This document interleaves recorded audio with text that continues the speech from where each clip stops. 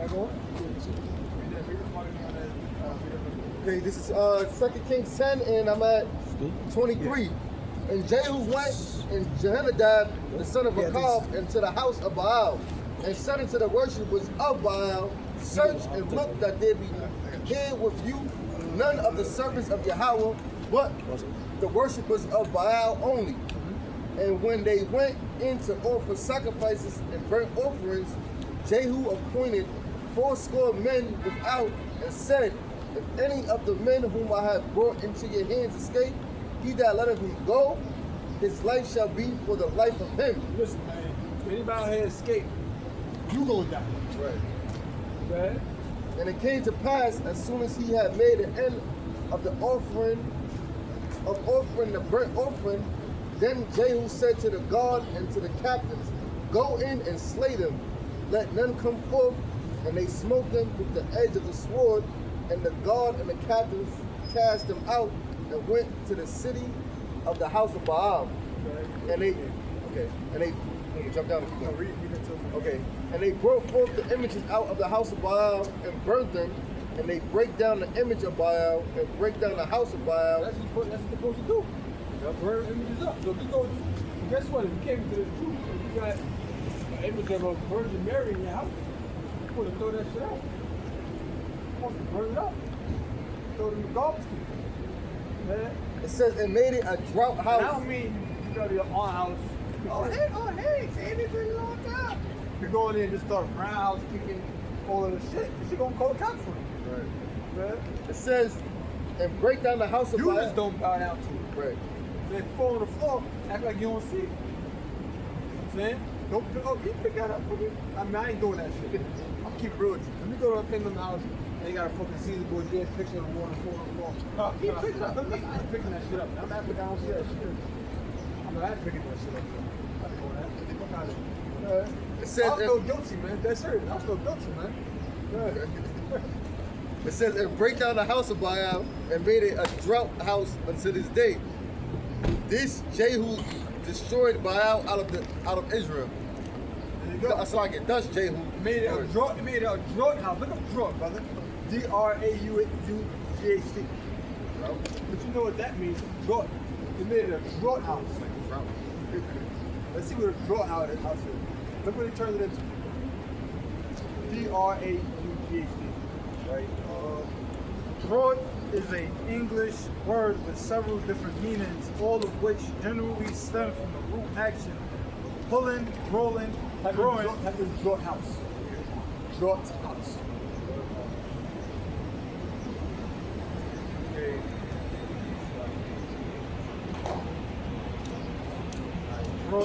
Drought house meaning. Drought, it's saying rat house. D-R-A-U-G-H-T. Yeah, I got it. Alright. Okay. Draught house, noun, a house for the reception of filth or waste matter. That's what it was. I mean, now I said that was going to the mouth and comes up draught. So basically, it was like a shit house. A house for garbage, for filth. That's what they turned it into. Garbage. That's what they turned it into, man. Probably throwing dead animal garbage. Man, yeah. Animal feces. Yeah. A and B, it says a ancient. Toilet, an outhouse. That's what it turned into.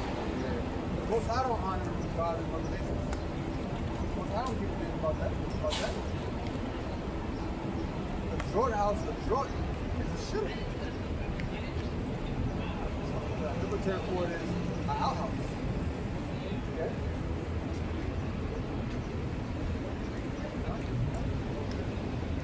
That's what it turned into, man. So, come on. How you doing this book?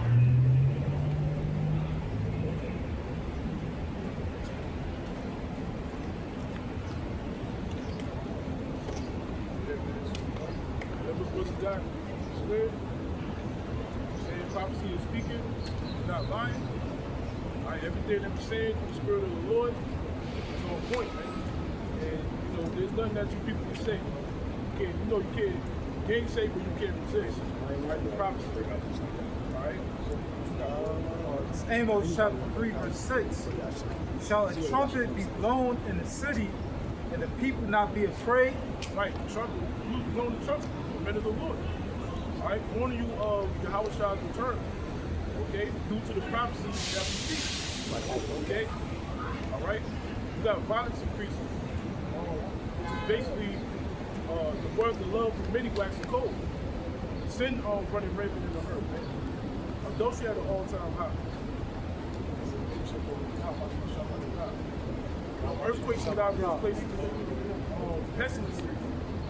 A major famine is getting ready to pop up. All right? Famine of hearing the words of the Lord. It's about to come to pass. You can't forget about the RFID chip, which is the MOTV. This is mine, so we can stay here. And plenty other prophecies that we're warning the people, especially the people on the side. The so-called Negroes, Latinos, and Native Americans beginning to be elect. Okay? We're the ones that's truly blowing the trumpet in Zion. Sounding the alarm on the Lord's holy mountain to what? Repent, all right? Or you're going to get destroyed. You know? Shall there be evil in the city, and the Lord had not done it? Right, that's a rhetorical question. The answer is yes, the Lord is behind everything. Isaiah 45:7 tells you that. Okay? It says the Lord creates peace and evil. We're in the days of evil, man. That's why you must remain circumspect at all times. Keep your head on the spiritual sweep. Alright? Because the Lord said what? He's going to come as a thief in the night. Alright? We are the children of the day. Okay? You see what's going on. And why Yahweh Shah for blessing us, man. With the eyes to see and the ears to hear, so we can mentally prepare for his return. All hell's finna break loose. He's gonna come in the midst of that, man. You know? Proverbs chapter 16, verse 4. The Lord had made all things for himself, yea, even wicked for the day of evil. Yeah, the Lord created all things for himself, man. All right? Even the wicked. Who's the wicked according to the Bible? The Edomites, man. All right, Esau, Edom. You know, Esau, the progenitor of the Edomites, the so-called white race. All right? They're the wicked according to the scriptures. Satan. All right? The physical counterpart of the spiritual demon Satan, man. You know? For the day of evil. All right? And his blessing is what? The fatness of the earth, but ultimately the sword. If we looking to avoid that sword, man. When the Lord puts the spirit on this devil to come down with great wrath, according to Revelation 12:12. Because we know that the end of Esau's world is happening right before our eyes. All right? And Jacob, which represents the nation of Israel, all right, we're the beginning of it that followed. That's why we're being called back now. All right? Because the kingdom of heaven is at hand. You know? So continue to endure, because everything is working in our favor, man. Just stay loyal. All right? Amos chapter 3, verse 7. Surely the Lord Yahweh will do nothing, but he revealeth his secrets unto his servants the prophets. Yeah, man, the Most High is a great king, man. He's the one that give the orders, man, through his son. All right? And the angels working through the brothers, man. We have the secrets, okay? Which is the understanding of the scriptures, man. Whatever you need to know, we can tell you, especially when it comes to the end time prophecies, man. World War III, we're in the midst of that, man. Okay? You know? You got all the prices going up on everything, whether it's gas or rent, what food, you know, just to pay a toll, just to pay a goddamn bill, you know? Whatever you can think of, man. It's about to get real, you know, tough out here. But this is why, you know, Yahweh Shah is constantly, you know, putting us through the ringer. All right? Because when it goes down, we're not going to be affected by none of this shit. That's why it's important to constantly, you know, detach, all right, from this world, man. Continue to attach more to Yahweh Shah. Because it says what? Wisdom and knowledge should be the stability of thy time, man. All right? The word stable or stability in that scripture, it goes into faith. Number one in the Hebrew, man. Yeah. The fear of the Lord. That's what it's all about. That's our judgment. Isaiah 65:13. Therefore thus saith the Lord power, behold, my servants shall eat, but ye shall be hungry. Yeah, man, the servants of the Lord. The servants of Yahweh Shai, the elect. Brothers and sisters and children.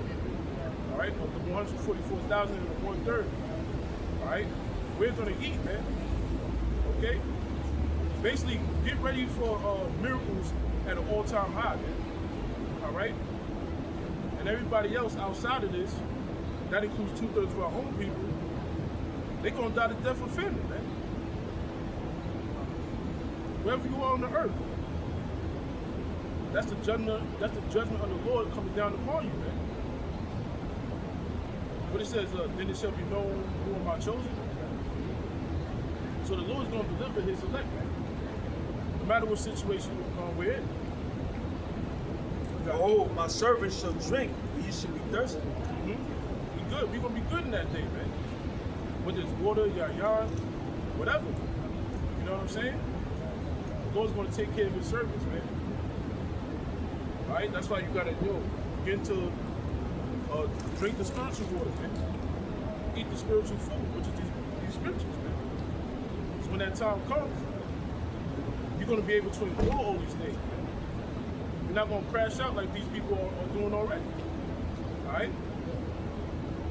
There's going to come a time where, people going to be invading one another, man, just to survive. All right?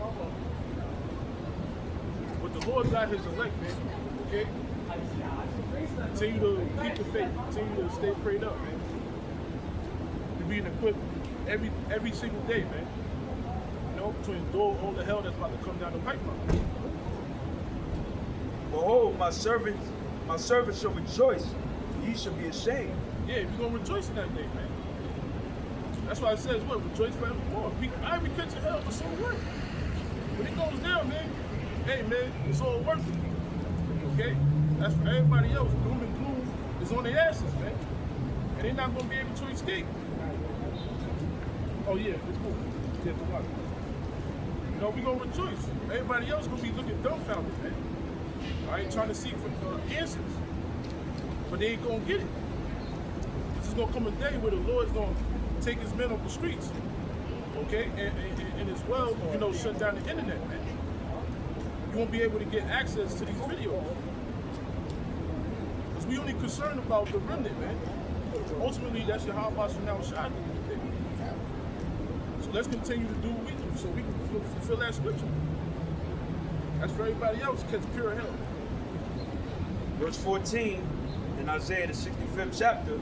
Behold, my servants shall sing for joy of heart, and ye shall cry for sorrow of heart. Yeah, we're going to be praising Yahweh Shai in that day, man. The day of the Lord, which is vastly approaching. All right? Niggas worried about the World Cup. Okay, they worried about today's game, the Knicks and Spurs. You know what I'm saying? It's all a perfect distraction, man. Because Esau about to do some shit. And these people not even paying attention, man. They're not taking heed to what we're saying, man. But we understand this ain't for everybody. So when they get caught off guard, but it says there should be weeping and gnashing of teeth, man. Motherfuckers gonna die in groves, man. Yeah, I looked up, because we living in the Roman Empire all over again. And there was a term in Rome called bread and circuses. It's say it all the time. It says from the Latin panem, and circumcis is a political metaphor used to describe how leaders pacify and distract the masses. It says being pacified. You know what I'm saying? You got it.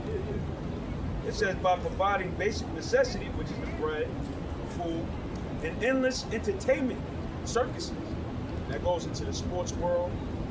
Every other day is basketball season, then the transition to soccer, then the transition to football, and baseball. All of this is a big distraction. Got the hockey going on, you know what I'm saying? Yeah. And it says, and this is the most important part, rulers can distract citizens from systemic issues, political corruption, and general erosion of civic duties. Like this whole week, man, has only been talking about basketball games, at least the circle that I know. Nobody's talking about gas prices. Nobody's talking about the war in Iran. Nobody's talking about food prices becoming unstable. Nobody's talking about the 300,000 people that got laid off this year so far.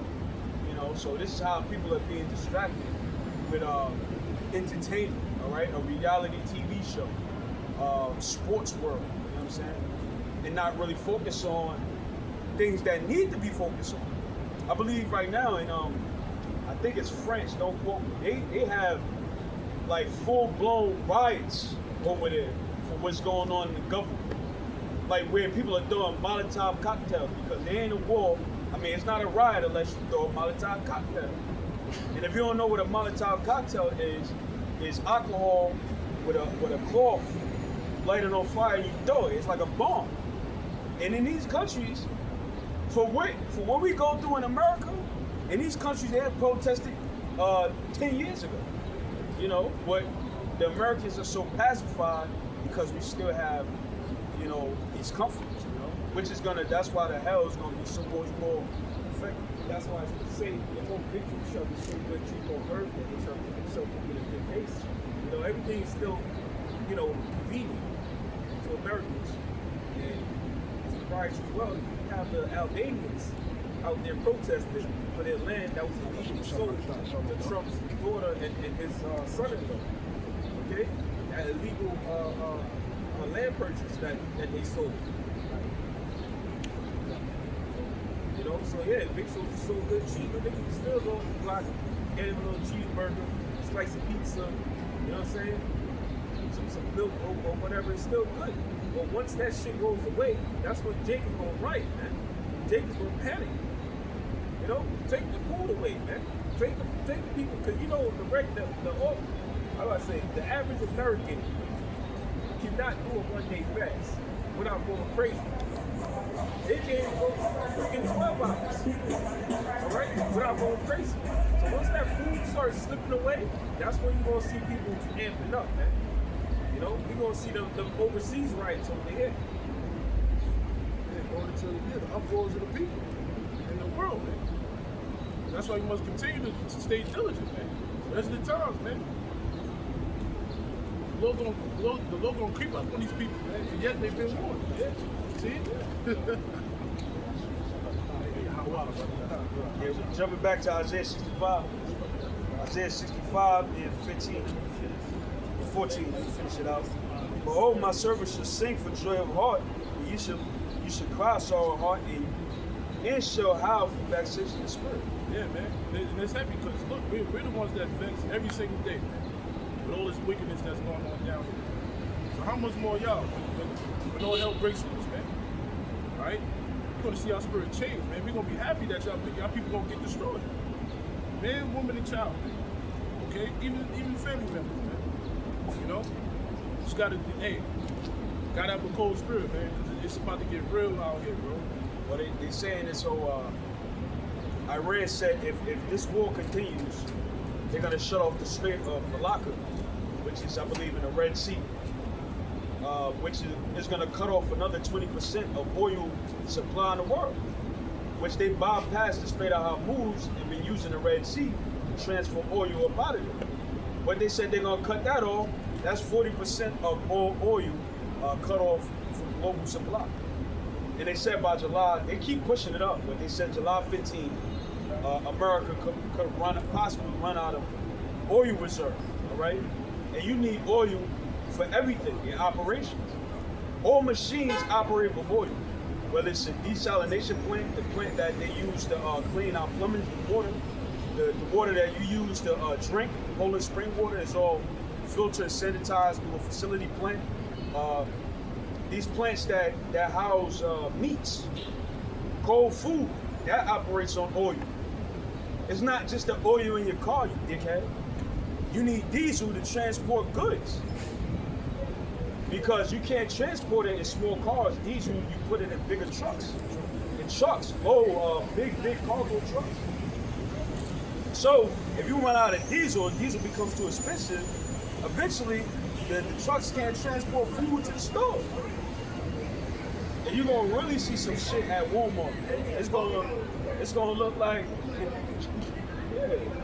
Hey, little crazy out here. Iran shut that lie down that Donald Trump have been lying about, talking about we've been stealing millions of barrels of oil daily.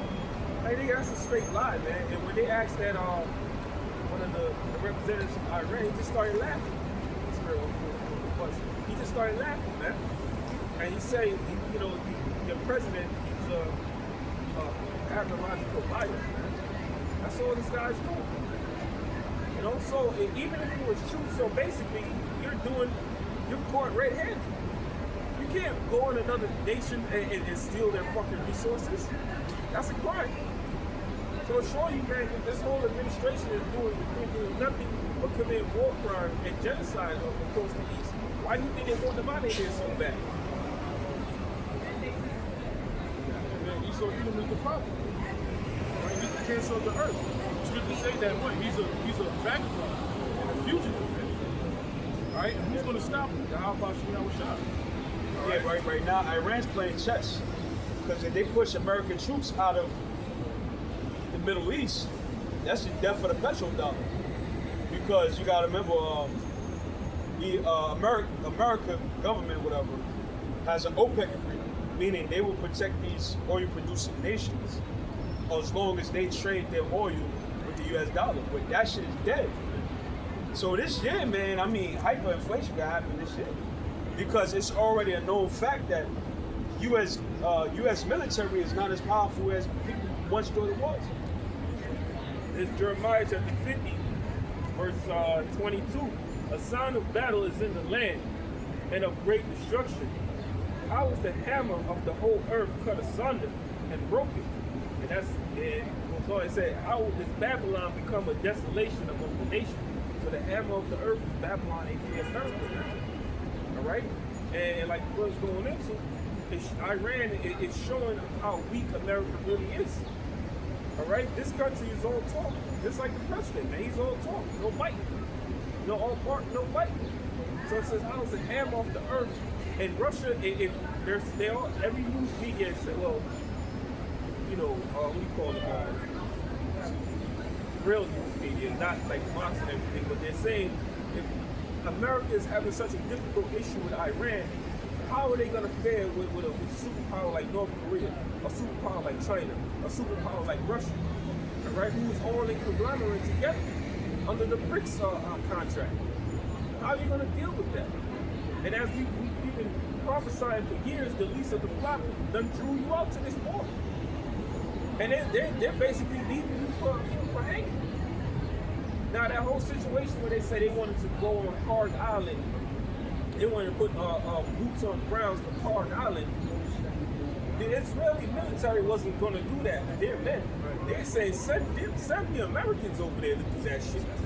All right, and there still talks about now the whole thing with the Israeli and the American military merging, which is against the Constitution. So this administration is just doing whatever the fuck they want. They wiping their ass with the Constitution, man. All right. So it says, how is the hammer of the whole earth cut asunder? And the hammer of the earth is America. They've been going around the world bashing everybody in the goddamn head with their missiles, man. All right. Committing genocide, committing all kind of war crimes against all these other nations, man. That's the hammer of the earth is America. Why do you think Israel called on them, man? It says, how is Babylon made a desolation among the nations? And we've seen how Babylon will be made a desolation, man. All these nations are going to come up and shoot missiles at them and destroy it. Hey, the book of Joel, the 2nd chapter, man, look forward to that. That's not far away from happening. See, over there is this here. You know what I'm saying? It said, I have laid a snare for thee, and thou art taken. Yeah, the snare was Iran. I ain't got news now. Now they got news now. That was the snare. Hey, that was the snare. All right? It says, I have laid a snare for thee, and thou art taken, O Babylon. They said Iran's been preparing for this war for 40 years. 40 years, yep. It was 20 at first, but then they were like, no, it's really 40. Because if you look at it, they put all their weapons underground and in mountains. Right. So you couldn't even hit it. It says, and plus you had Netanyahu blaming them for goddamn 40 years. So they're like, yo, this nigga's up to something. We gonna prepare for this guy, man. Hey, I read it. Hey, them Persians ain't stupid, man. It says, I have laid a snare for thee and thou art taken, O Babylon. It says, and thou was not aware, thou art found, and also caught because thou hast striven against the Lord. Yeah, you striven against Yahweh Bashem outside, man. You know, that pride got a hold of you, man. That's why the scriptures say pride is hateful before the Most High and men. And who's more prideful than the so-called white man? That's why his symbol is the eagle. That soars higher than every other bird, man. So his pride is higher than every other bird. Got it. As it says, pride goes before destruction. Multi spirit before a fall, man. This is gonna be the greatest fall in history. All right, concerning the heathen, man, the Edomites, man. This is the time when you go down, man. All right, Israel, being uplifted, man, and ruling for eternity. Okay. I got Proverbs chapter 1, start verse 20. Wisdom cried without, she uttereth her voice in the streets. Right, the wisdom, knowledge, and understanding that we're speaking. The spirit of power, how about you now shot, breaking down these scriptures, man. Out here on the highways and byways and pushing out these lessons. All right? Got it. She cried in the chief place of concourse, in the openings of the gates. Yeah, when you see people, walking past, all right, through the traffic, this is what you're ordered to do through the spirit of the Lord, man. Not taking breaks, all right, not telling your men to go out while you somewhere else, okay? Boots on the ground, man.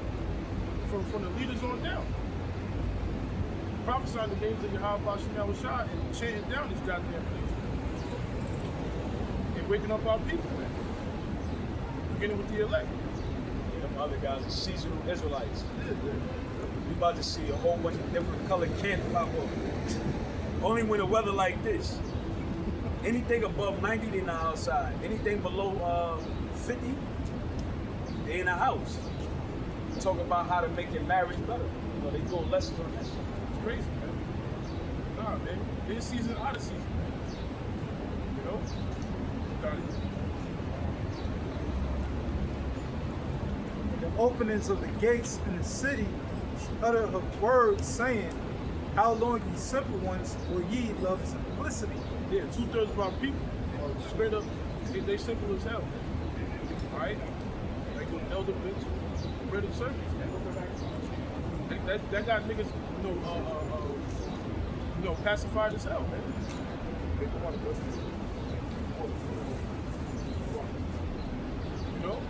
But you're supposed to be taking heed to this wisdom, knowledge, and understanding. Taking heed to the correction, man. All right, and get right with your power, man. Before all hell breaks loose. Right. And the scorners delight in their scorning, and fools hate knowledge. Yeah, scoffers. Man, hey, all these prophecies that's coming to pass, man, look, man, all that scoffing is going to come to an end. All right? And every idle word that men shall speak, that includes women too, you're going to pay for that. All right? Because everything that we're saying is true. Everything that we tell you is out of love. All right? Due to our people, man. Because where your how about Chanel Shah's arm being stretched out up to you. What niggas do? Constantly snacking away. The scripture say you put the hair on their shoulder and they shrug. If you paraphrase it, man. Because Jake has been rejected at the end of the day. 2/3 of our people. Right? They hate the knowledge of the Lord. Just make sure goddamn fool. Okay? So when all hell breaks loose, you're gonna look stupid in that day. Alright? You're gonna know that the prophets were above you.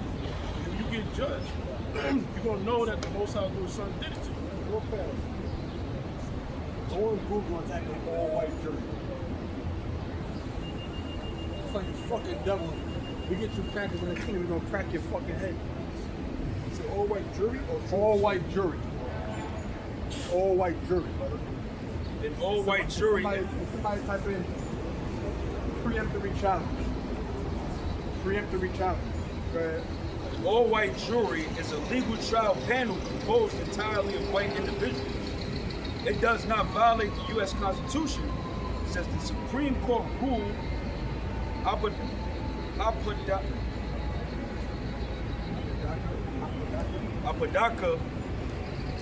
v. Oregon, Which is really the black people live on, right?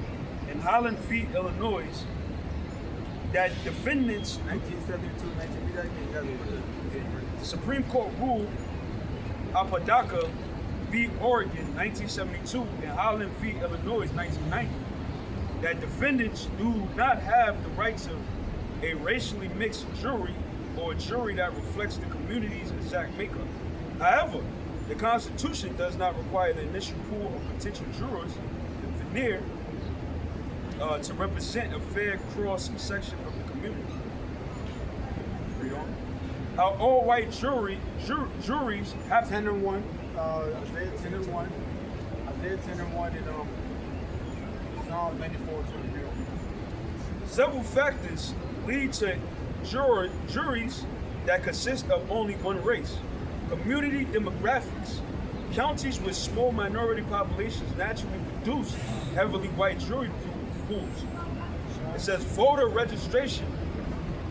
Many jurisdictions draw pools strictly for voter registration or driver's license list, which can screw demographics. Now, the way Eastern society is set up, the criminal and justice system is meant to hurt Jake.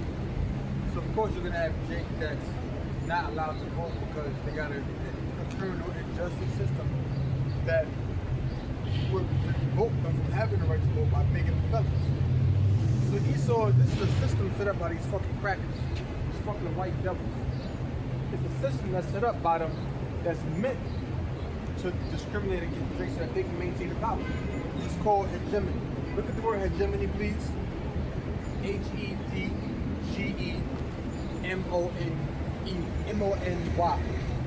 Hegemony. Fuck these fucking white devils, man. Go ahead. Hegemony refers to the dominance or leadership of one group, country, or social class over others. That's what hegemony is. Dominance of one group, country, or social class above others. Go ahead. You look through that.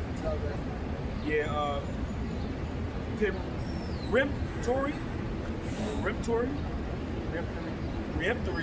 challenges. Hold that on deck. You got this. Lawyers can dismiss a set number of potential jurors without a given reason. Type in felon discrimination. Voters rights. Felon discrimination, voters rights. The Batson challenges. The Supreme Court ruled and preemptory challenges. Lawyers can dismiss a set number of potential jurors without a given reason. They could restrict a number of jurors without a reason. So let's say this brother's on trial for a murder, right? Lord forbid. This brother's on trial for a murder. And they got this brother in there, he's a jury. So this brother right here, he on jury, but he got braids in his head. Well, braids, that look a little too urban. That look a little too black. Remove it. They can move it down. Or you could be so-called, you can have a clean record, but they might find out, oh, one of your family members got locked up for murder. Exactly. So now they're gonna, you get what I'm saying? Now they're removing from the member of the jury. That's why when you do jury duty, They devils, man! before they make the selection, they start asking questions, certain questions. And certain questions, like the last time I went, it was like, how do you feel about this case? Like, I wanted to get on. I'm like, I don't think that I can answer these questions fairly. I wanted to get the fuck out of there. Basically, I got out of there, but they screened you. They screened you before the case. They basically picked who they like. I got this is Psalm chapter 58, verse 1. Do ye indeed speak righteousness, O congregation? Do ye judge uprightly, O ye sons of men? No. brother was talking about the Carmelo Anthony trial. They were saying he was getting jumped. He had some 6'5" cracker, 6 foot something, 6 foot something, 200, I think 230 or 250 pounds. 250 something pounds. But you got fucking devil. Type in somebody, hold on, everything y'all got, eyes on hold it, don't exit out. Keep everything you got. Type in blacks are viewed as larger. Blacks are depicted as larger. Yeah. That's why we got the law protecting us. Because if it was me, I would have poked his ass up too. I don't go around Star Trek. I would have caught him in his main artery. Let him bleed out. Fuck these devils. Blacks depicted as larger. Bro's gotta be fast, man. Whoever got it. Fast. It says, study shows that people routinely perceive black men as larger, taller, heavier, and more physically threatening. Oh, it's a black guy, run! That's how they do, man. That's how these fucking devils do.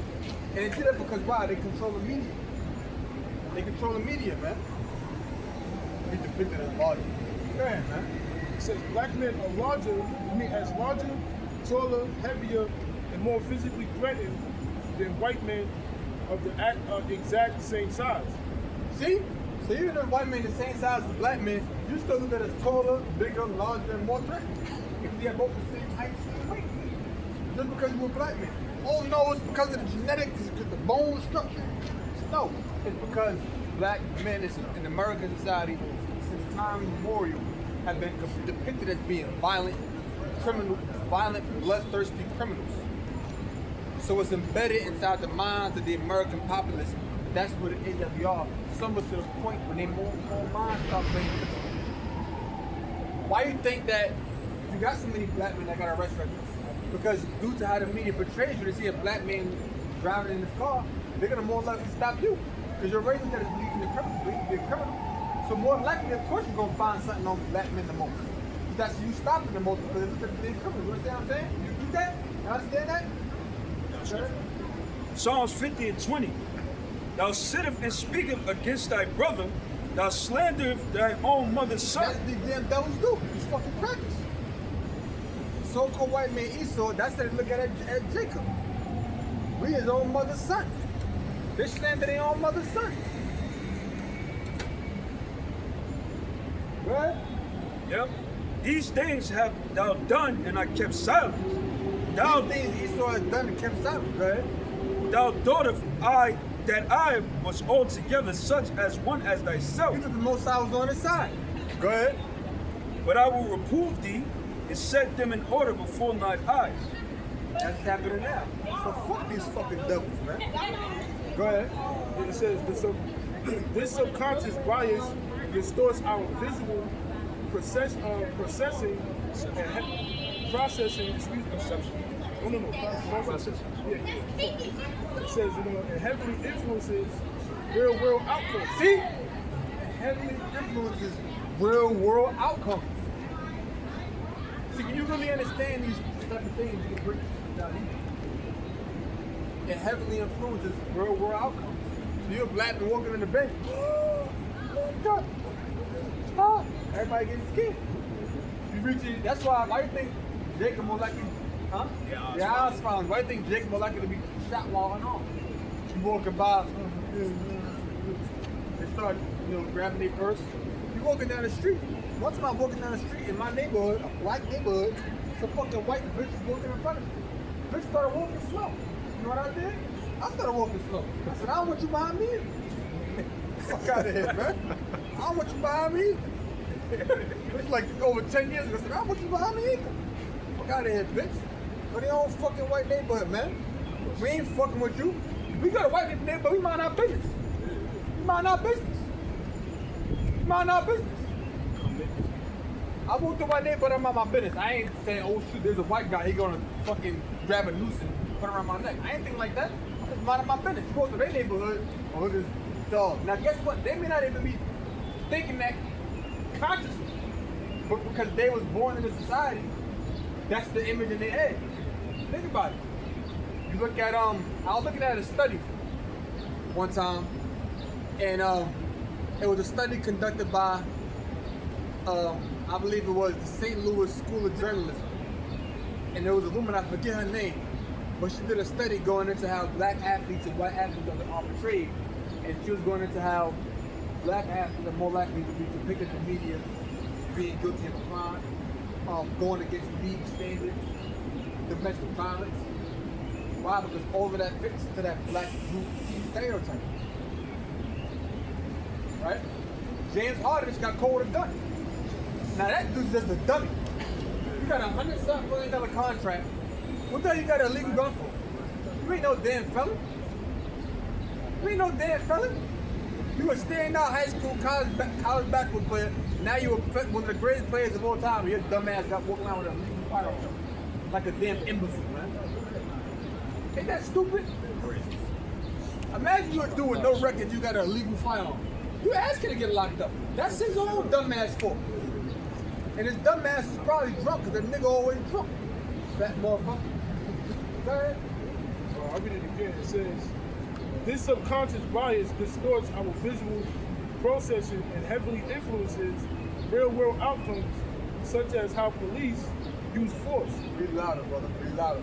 It says, this subconscious bias distorts our visual processing. This subconscious bias disrupts our visual processing. Distorts.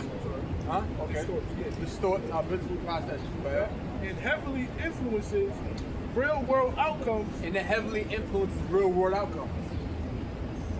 That's the reason why if a black man kills a white man, he's more likely to get the death penalty than if a white man kills a black man. Which is a fact. He's both without the bad. It's not a lie. Go ahead. You guys, Actually, that just happened. An Edomite on a cruise ship killed his stepsister because she didn't want to, beat him. Yeah, devil. And basically, what happened was he didn't get no jail time. He's able to stay home until they figure out what they want to do with him. But the same thing with this Carmelo Anthony situation is the reason why they took so long is because of that video.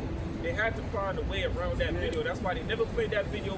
Not even the defense team played that video in the trial. So that's why it took so long to convict him, because they needed something to stick. It had nothing on the guy. It was basically self-defense. And it's crazy. Like we were talking about the conflict of interest. His parents was there hanging out with the fucking judge. And the warden for the prison that he's locked up in is like the dude's first cousin or something, man. So, bro, this whole shit is fucked up, man. They show you how fucking wicked Esau is, man. That should piss me off reading about it this morning, man. That should piss me the fuck off, man. And fuck these devils, man. And all you niggas that's with them, fuck you too, man. Fuck all you weak ass niggas, man. Following after these so-called white people. After all the wickedness that they still doing it to your ass, man. And the cool ass nigga that's taking up for the white people. Yeah, man. When I, come out, man. Yeah, the Lord gonna deal with you niggas, man. Somebody got Isaiah 10 and 1, please. Isaiah chapter 10, verse 1. Woe unto them that decree unrighteous decrees, and that right grievousness which they have prescribed. That's the Nah, that's the first verse. That's the unrighteous decree, and that's grievousness that's prescribed. Because you understand, this is the white man's society. I don't give a damn if they had a brown-skinned guy as president. I don't give a damn how many black people are in office. That's a politician. I don't care how much he came up in society. I don't care how much different now from it was back in the 50s. This America was built up to be a white man's society, and it's still a white man's society to this day, whether you like it or not. Right. It's just the truth. Type in what percentage of prosecutors are white. Over 90% of prosecutors are white. And almost about 97% of them are men. What else I have to do with the I got this. What you going for? Psalms 94 and 20. So the throne of iniquity have fellowship with thee, which frame mischief by law. No, we're not supposed to have fellowship in society that frame mischief by laws. That's wicked as hell, man. Because self-defense is reasonable force. Let me give you an example. If you a person that's 5'7", 150 pounds, and the dude that's 5'7", 150 pounds goes to fight you, you pick up a baseball bat and hit him. But that's not really self-defense. Because that ain't really reasonable force. If that person's the same size, they don't really require for you to use such a weapon. Now, if that person is 6'2", 6'3", 250 pounds, then you gotta grab a bat. Then you gotta grab a knife. You gotta get a weapon. Because if that person uses against somebody that's 5'7", That ain't consistent. If LeBron James hit me with a baseball bat and self-defense, why? Nigga, you like a foot taller than me. You almost a foot taller than me. You don't need no damn baseball bat to hit me to beat me in no fight. You understand what I'm saying? Now, if I was Mike Tyson, in his prime, that's a different story. So a person that's 6'2", 6'3", 250 pounds, and you, how old? 5, whatever, 5'9", 180 or something like that. Guess what? You gotta use a weapon like that. You have to. That is actually self-defense. That's justifiable. Because you gotta look in these, you gotta look in the actual like Black's Law Dictionary to find out what the definition of these certain terms are. Who agrees? I'm gonna jump to verse 16. Psalms 94 and 16. It says, "Who will rise up for me against the evildoers, or who will stand up for me against the workers of iniquity?" Right. That's us. Right. If you're going to be standing up against so-called white. Yeah, who are America's prosecutors? White men. This is from EJI.org.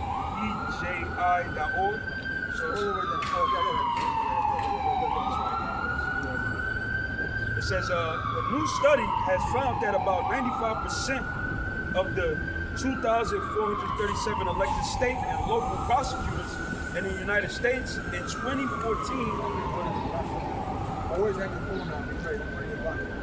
Always have your phone on. in the United States in 2014 were white.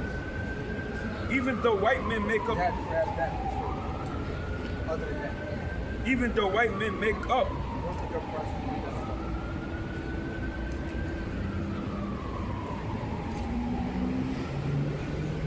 95% of the 2,437. Got it? This is a prosecutor is a government employed lawyer who initiates and leads the legal case against an individual or entity accused of committing a crime. Go to that? They act on behalf of the public with the primary goal of proving the defendant's guilt beyond a reasonable doubt. So their goal is to prove the defendant's guilt beyond a reasonable doubt. So you know what the prosecutor is. It says, I'll read it again. A new study has found that about 95% of the 2,437 elected state and local prosecutors in the United States in 2014 were white. Out of 2,047? 2,437. 2,437. 95%. 95%. Let's do the math here. 10% of 2,437 is 240. So 5% would be about 120. Ain't that something? That means 120 out of 2,437 prosecutors is not white. I said that's 120, right? See? 121.85. It's ridiculous, bro. That's a mistake. But they don't even make up, that's not even a reflection of American society. Yeah. It said, even though white men make up 31% of the population nationwide, a study released Tuesday found that 79% of elected prosecutors are white. 79% or 80% of them are white. That's 4/5. That's 4/5. That's about 480 something, almost 500. That's ridiculous, man. And you gotta understand, in American society, people have an implicit racial bias, a subconscious racial bias. When 9/11 happened, everybody knows the Arab thing, right? Remember that? Back in 9/11, when that happened, when that went down? You start looking at the Arab porn story you always looked to your whole life. They was all terrorists. Just like that. Just like that. They made everybody think they was terrorists. Which we ain't Arabs, by the way. We ain't Muslims either. For the record. So controls the narrative. Exactly. So for white man Esau, he controls the narrative. So in American society, there's an implicit racial bias. And this ain't nothing new. This is going back hundreds of years. When you go back to the 1800s, Americans didn't even want the Chinese coming over here. They didn't want Italians coming over here. They didn't want Irish coming over here. And what do? In their political cartoons, they depicted them as being lustful, being rapists, being thieves. being gamblers. And this is going back to the 1800s. So it really ain't nothing new. Yeah. This is an article. It says Supreme Court paved the way for largest ever drop in black representation in Congress. So it says a historic drop in representation by black members of Congress may be on the way, and this is a historic drop in representation by black members of Congress may be on the way after the U.S. Supreme Court landmark decision Wednesday to further weaken the Voting Rights Act. Now that the highest court conservatives majority has reinterpreted long-standing provisions against racial discrimination under the Section 2 of the Voting Rights Act, Republicans call for new rounds of map drawings of the House of Representatives have already begun. That's what they'll do. See, they'll pass something that's, Section 2 of the Voting Rights Act prevents racial discrimination. But Esau got ways of going around it. Listen, okay, we can't prevent racial discrimination. You know what we'll do? We'll have people of a specific race. Look at a certain thing. We'll have media considered as being criminal being bound, which is going to put the visitor's bias into the law enforcement, which also be down to be white. And guess what? They'll spend most of their time arresting people while they're in such a manner, which therefore increase the likelihood of crime being found among them people. Therefore, multiple of this fellas that's taking their rights away. You understand how that works? This man is true, brother. So for white people, the first white man is the most human being on earth. It says how much of this distracting can be done? How much of this distracting can be done in the time for fall midterm elections is unclear. Redistricting, can be done in the time for this fall midterm election is unclear. Although many states have held or chose holding congressional primary races. Now, real fast, somebody type in grandfather clause. Got a lot of stuff for everything else. Okay, so this man is true, man.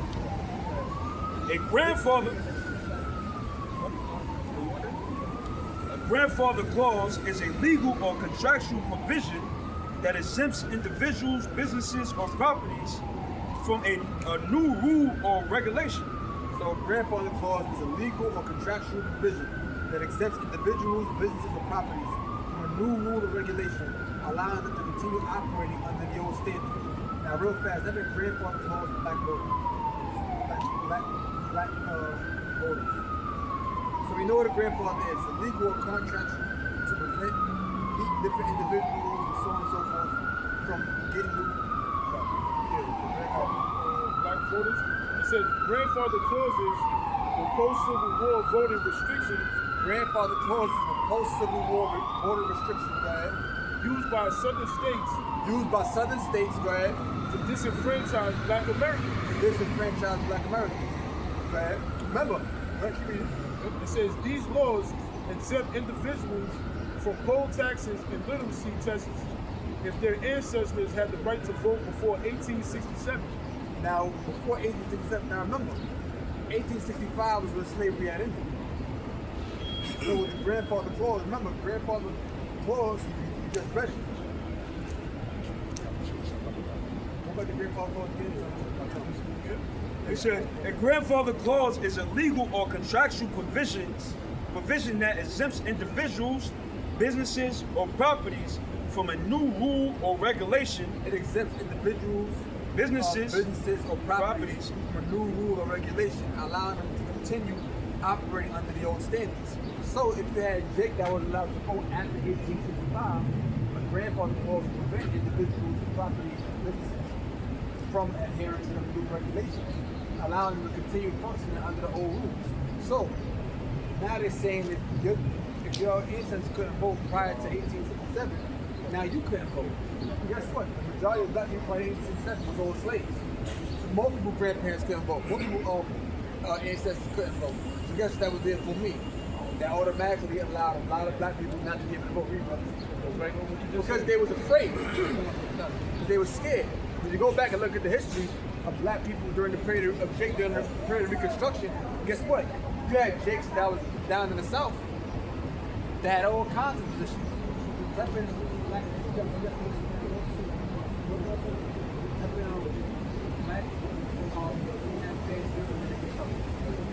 It says because enslaved black people. It says because enslaved black people were barred from voting at the time, these clauses intentionally suppressed the black vote while allowing illiterate, impoverished white citizens to cast ballots. See? It eliminated our vote, but allowed them to be. It says we gotta find a way to eliminate voting rights, man. That's why when you go back and you look at political cartoons from 1910, I believe 1900, called Negro Rule, I brought it down the past. It was a so-called black man with spades, curly hair, wings, and sharp claws. And on his wings it said Negro Rule. And he was hovering, flying over a ballot box with a white woman running. Implying that if we had the ability to vote, we would take over white society. Yeah, it says black advancement after civil reconstruction. Black advancement following the Civil War and Reconstruction era saw formerly enslaved individuals transition from skilled laborers building American cities into pioneers of architecture and engineering. Despite systemic barriers, black professionals transferred their economic and civic influence into lasting generational wealth and infrastructure leadership. I want you to go to type in politics.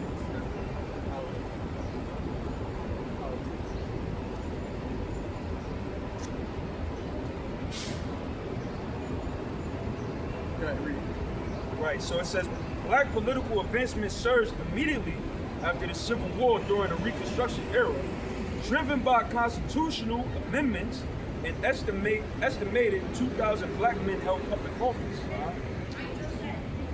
Reforming tax codes, establishing public schools, and boosting literacy rates. However, this progress was violently dismantled by 1900, setting the stage for decades of civil rights struggle. That's when the Klan came around a little before. It says the first Reconstruction, year 1865 through 1877. Now, just jump right there. No, keep read it now. Read into it. Okay. I'll read it fast. Following the end of the Civil. This is Sirach chapter 12, verse 10. It says, never trust thine enemy, for like iron rusteth, so is his wickedness. Though he humble himself and go crouching. Never trust the enemy, for as iron rusteth, so is wickedness. Iron is sure to go through the oxidation process called rust. Contact with the air, water, that cause the iron to rust over time. That's a sure thing. That's a part of it. It's a continuous cycle. It's guaranteed to happen. Guaranteed to happen. Because iron is guaranteed to rust. So is the enemy's wickedness going to show. Go ahead. It says, never trust thine enemy, for like iron rusteth, so is his wickedness. Though he humble himself and go crouching, it says, yet take heed and beware of him, and thou shalt be unto him as if thou hast wiped the looking glass, and thou shalt know that his rust has not altogether been wiped away. Look where you look at glass, you can see clearly. You can see your enemy for who he is. Yeah. So no matter what he sort of does, you always know that there's something behind it. Something sinister behind it. Yep, it says, following the end of the Civil War and the abolition of slavery, Congress passed civil rights legislation and 3 constitutional amendments that granted citizenship and voting rights to formerly enslaved people. It said the 13th Amendment, which is 1865, banned slavery. Well, it doesn't go into it, but except for punishment of a crime, that's the 13th Amendment. It says the 14th Amendment, 1868. After that, they brought in the convolution system. And the devil didn't put it there. Lying. Or withholding information. It said the 14th Amendment, 1868, granted citizenship and equal protection under the law. The 15th Amendment, 1870, prohibited the denial of voting rights based on race. Empowered by these laws, Black Americans actively organized politically, and hundreds of thousands of newly registered voters helped elect Black representatives to state legislatures as well as the U.S. House Senate. So you have black people that was voting for other black people. And they would become a state legislature. If I can say something? If I can say something real quick about this, bro? You see, if Esau Edom, would just be himself, we wouldn't have none of these talking points. And what I meant was he paved himself to be this God-fearing, this free, this gentle, this fair and loving kind person. But really, he's a fucking sliving, conniving devil. Now, if you would have been that sliving, conniving devil from day one, we couldn't be talking about all this. We wouldn't be calling you a fucking hypocrite. All right? If you would just been yourself, but you want to paint yourself as an image that you're not. All right? And even the Iranians, the whole Iranian situation is showing you that Esau is a fucking goddamn devil. While they're having peace talks, this man's fucking attacking them. That's what he did to Gad. He came over here, he signed all these treaties with Gad, and he broke each and every one of them. That's why Gad called him what? Forked tongue, right? Forked tongue. What animal has a forked tongue? A dragon or a serpent. They're the only ones with forked tongues, man. So if you can't wake up to the reality of who this man is, then you're fucking gone, bro. Get out that Christian dogma like God loves everybody bullshit, man. Surely don't like him. The violent backlash. So it says, the violent backlash, late 1800s. The rapid advancement of Black political power triggered an aggressive and often deadly response from white supremacist organizations like. So black political power. Yep. It triggered an aggressive and often deadly response from white supremacist organizations like the Ku Klux Klan. Through intimidation, violence, and murder, these groups disrupted elections and suppressed the black vote. By the Guess what? You better believe them white people that was part of that was in politics, like political office back then, they was Klan members too. They were supporting. You got to remember, this is the 1860s, 70s, 1880s. So some of them was 40 years old in 1880. Slavery ended in 1865, 15 years prior when they was 25. So guess what? They all allowed, they know niggas being enslaved. You think that they just woke up and said, no, you think that once slavery was over, they said, you know what? They're gonna change. They're gonna change, guys. No, it didn't happen like that. It says, by the late 1870s, federal troops were withdrawn from the South. Conservative Southern politicians quickly regained power and implemented state-level measures such as poll taxes and literacy tests, effectively disenfranchising Black Americans and establishing an oppressive Jim Crow laws. They had no money to pay poll taxes. You know, a lot of them wasn't literate. What these taxes again? Black advancement after civil reconstruction political politics. So you gotta watch these taxes. Yeah, bro. Psalm 55 and 20, so verse 21. It says, he hath put forth his hand against such as be at peace with him. Who's at peace with you, though? Was there how people enslaved for 100 years? He hath broken his covenant. The words of his mouth were smoother than butter, but war was in his heart. His words were softer than oil, yet were they drawn swords. The words of his mouth were smoother than butter. The war was in his heart. So guess what? You gotta give you the 13th amendment. He'll give you the 15th amendment. He'll give you that amendment. He's gonna be nice to you. See how it adds more inside of that scripture? The war is in his heart. Niggas just come up with the grandfather clause. They're clamming around and kill these damn Negroes. See that? See what I mean? I got some. This is Sirach 14, and I'll start at 6. There is none worse than he that envieth himself, and this is recompense of his wickedness. And if he doeth good, he doeth it unwillingly. So if the white man do good, he do it unwillingly. He ain't learning no good.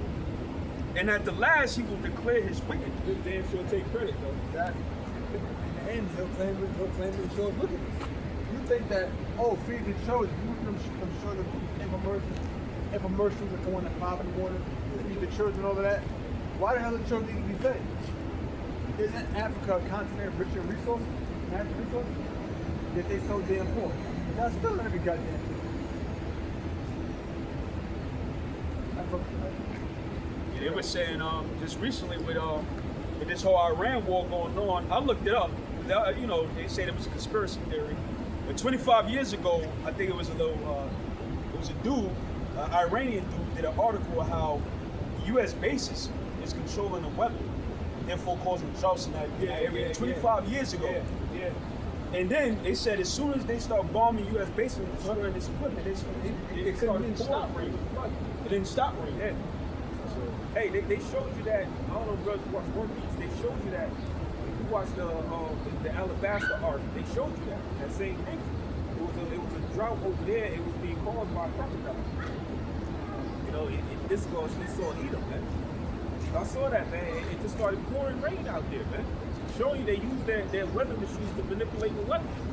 This man's a fucking devil, man. Yo, but the world is finding out, though. You realize that this whole conflict, you didn't hear one mention of the Holocaust? Because they know they can't use that shit no more. People are exposing them, man. Because mainly them so-called Jews. Them fucking rats. About 70% of all slave owners in the South was so-called Jews. Right. People don't even know that. Most of them are so-called Jews, them fucking rats. Okay? It says, Job 9:24. The earth is given into the hand of the wicked. He covereth the faces of the judges thereof. yeah, he lies about every fucking thing. You know? Oh, the Apostle Peter was white. The Apostle Paul was white. The Egyptians was white. The Israelites were white. You know? Covering the face of the true judges, which are the Israelites, man. Paying himself to be the Heavenly Father and his only guy's son. Look up Michael. Google a picture of Michael the Archangel. I bet you he ain't gonna come out looking like a Jake. The earth is given into his hands, so that's why everything is being turned upside down, man. It looked like Kurt Cobain. Image of Michael looked like Kurt Cobain. Like a punk rock star.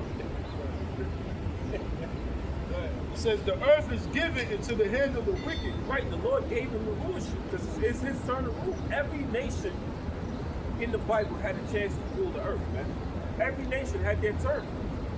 But guess what? The Edomites' turn is up. It's over. This is the 250th year of America being established as a nation. And you know what they say, man? An empire only lasts 250 years. All right? Now, we're not saying tomorrow the world's going, America, we don't fucking know. But we know by the signs it's soon. All right? Go ahead. It says he covereth the faces of the judges thereof. Right? If not, where and who is he? Right. If this man ain't the wicked, where's the wicked? And who is the wicked if this man ain't the wicked? All right? All the terrible things that are happening on earth is caused by him. Matter of fact, give me that half, please. Where it says he's a proud man, not to keep him at home. It's Habakkuk chapter 2, and I start at verse 4. It says, behold, his soul, which is lifted up, is not upright in him. Right, his spirit cannot become righteous, man. That's why the scriptures speak about, even though they have the holy name, they still won't bear righteousness, man. Right? But the just shall live by his faith. Right? The just is the Israelites, the saints. Go ahead. Yea, also, because he transgresseth by wine, Right, his doctrine, his philosophy. Go ahead. he is a proud man, neither keep him at home. Right, he's a proud man, neither keep him at home. And what's one of the main things that the Iranians are pushing in that peace deal? Get the fuck up out of our land, man. Get your military, pack your shit, and go. We don't want you here, man. Because we know what happens when you come around. You know, you always had that one nigga in the hood. Every time you hung out with him, something bad happened to you, bro. Son, this nigga's a jinx or something, but I gotta stay away from this nigga. That's Esau, man. Get the fuck out of our lands. That's what's made one of the first things they put on that peace deal. Pack your shit and go.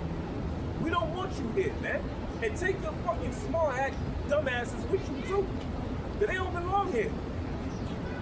Imagine them building the pyramids, bro. Them motherfuckers, they'll be fried, bro. In that hot sun. And I'm gonna say it again. Over there in Israel, the main thing that's killing these motherfuckers off is skin cancer.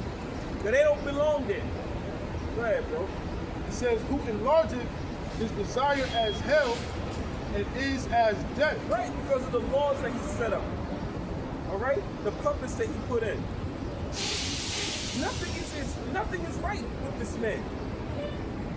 All right, he causes nothing but fucking chaos and destruction.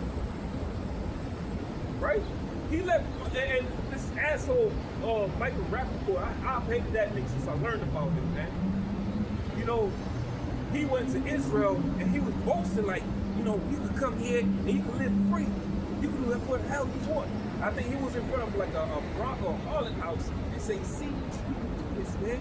We can do whatever. That's not a fucking brag, nigga. And that's in the Holy Land that you doing that shit, man. Showing you, man, these are not the people, bro. They gotta go. They are the cancer of the earth. If you get rid of them right now, that so-called Middle East will be at peace. The so-called Middle East will be quiet and at peace if you get rid of them. Huh? Word.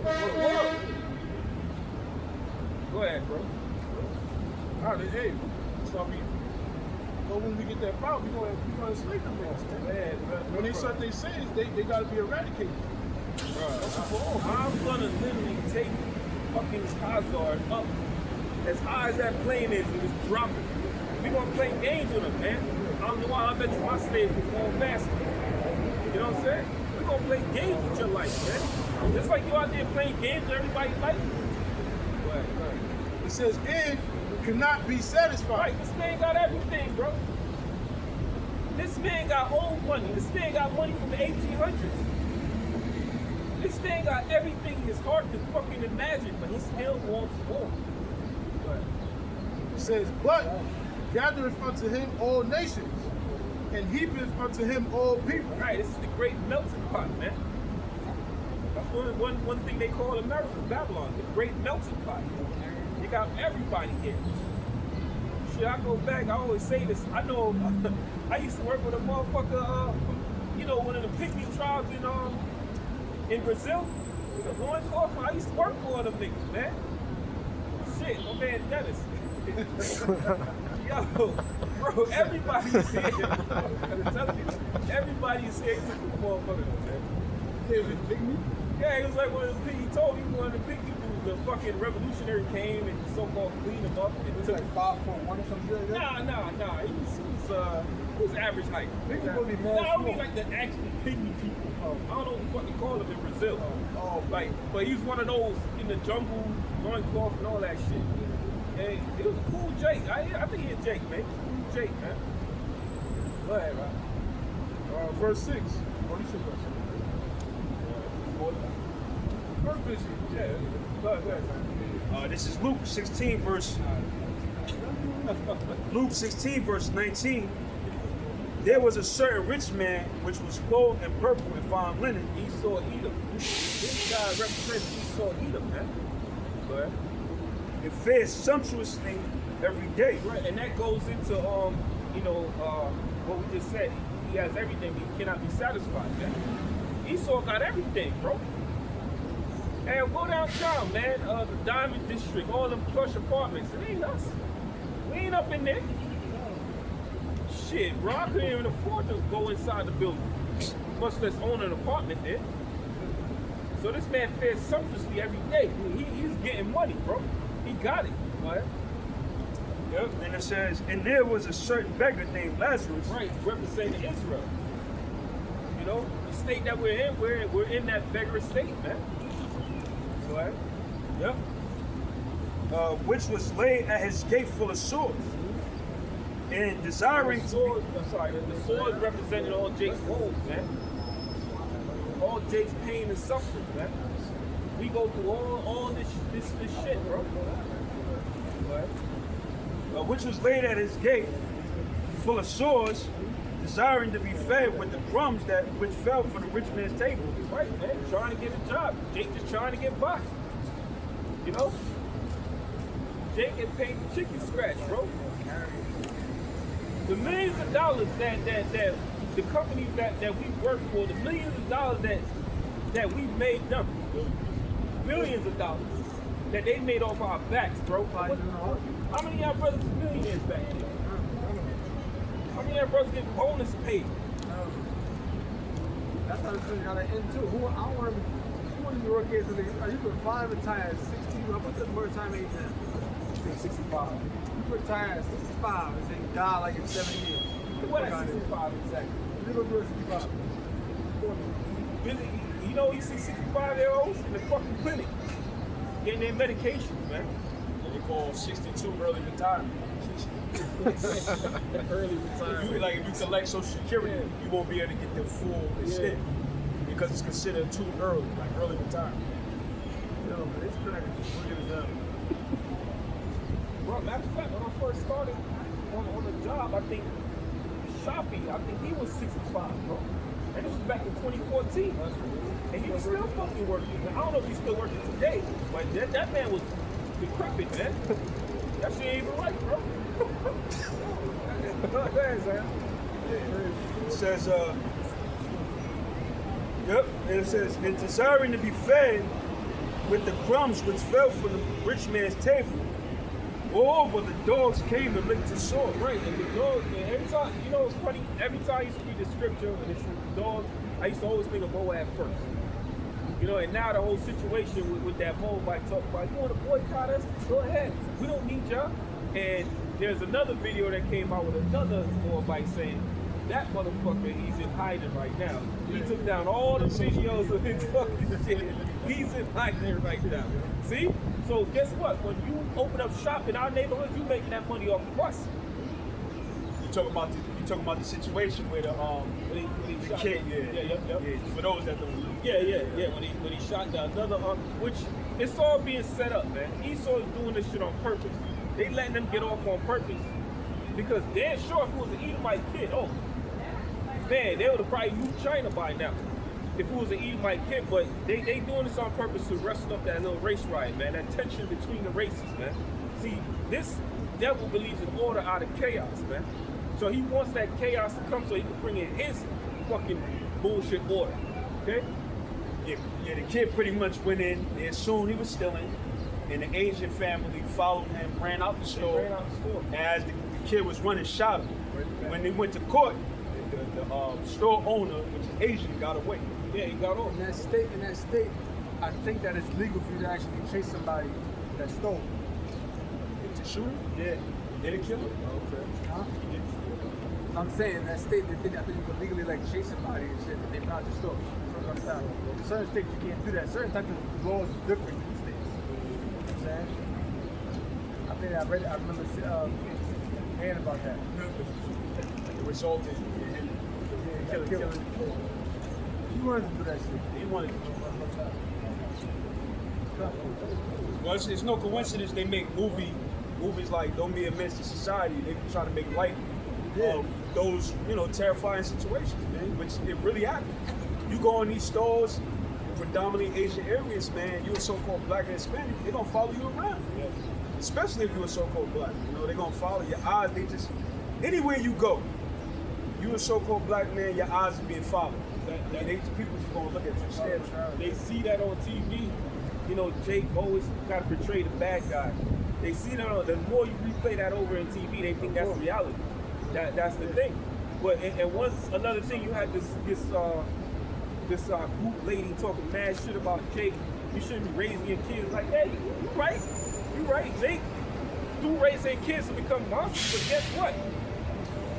I can go to the massage parlor, pay an extra $20 and get some neck from one of your Chinese little girls, huh? So how do you raise your kids, man? Girls meaning women. Yeah, exactly. But how do you raise your kids? You raising your daughters to be whores. You can't be pointing no fucking finger at us. Huh? Go ahead, bro. Yeah, I got something real quick. Isaiah 47:6.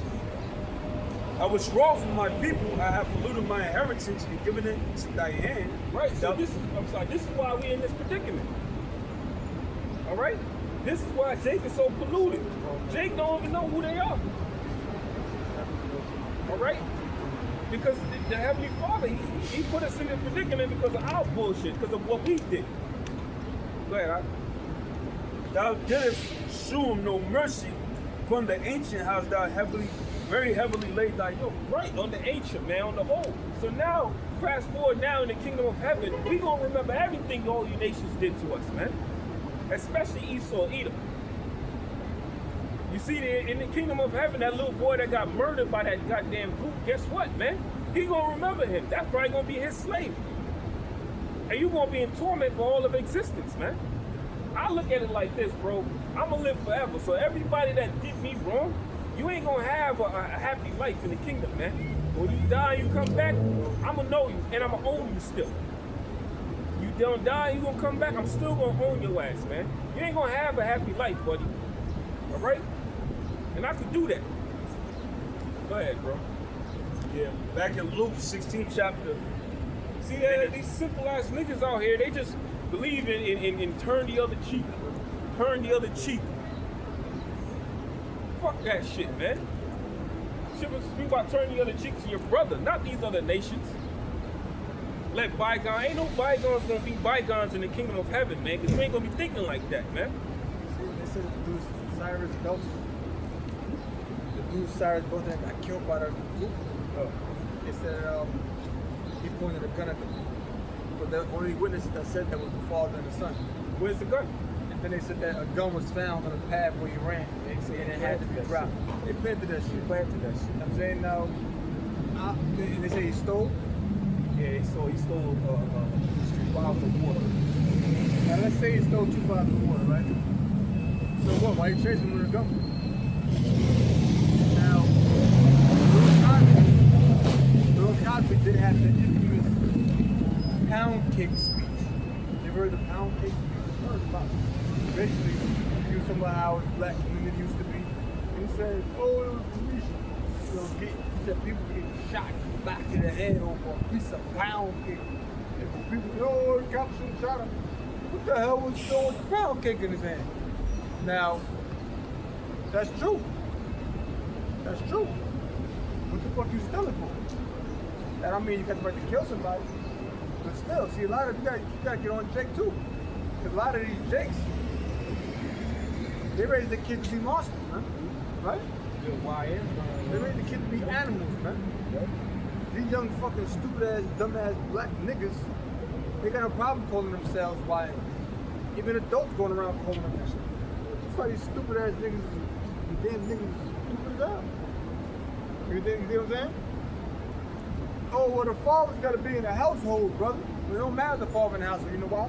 Because these damn black ass women, they having kids with thugs and gangsters and murderers. So what do it matter? If you're having a child by a hood nigga and you a hood bitch, do it really matter? Y'all still in that hood shit in your kid. Oh, well, you know, you gotta have productive black men in the community. You do, but the women don't want them. Right? Yeah. They don't want them. And then it don't even matter if he is a productive so-called black man. You know why? I'm gonna tell you why. Because most black men are henpecked by their black wives and girlfriends. Most black relationships only function if the woman is in charge. My point being is that if a man is in a household, it doesn't matter if manhood is not present. You're just a nigga that's living there. Right or wrong? You're just a nigga that's living there. A man in a household doesn't matter if manhood is not present. Other than that, you're just a man that lives there. That's it. Straight up and down. Just a man that lives there. You got these damn. What matters is, and guess what? You can raise your kid right, but your kids is going into a community being inundated with that madness, with that nigga shit. The minds being flooded with that nigga shit. You can raise a kid to not be like this, not be like that. They go to school, all the fucking 5-year-olds is cursing. You know what I'm saying?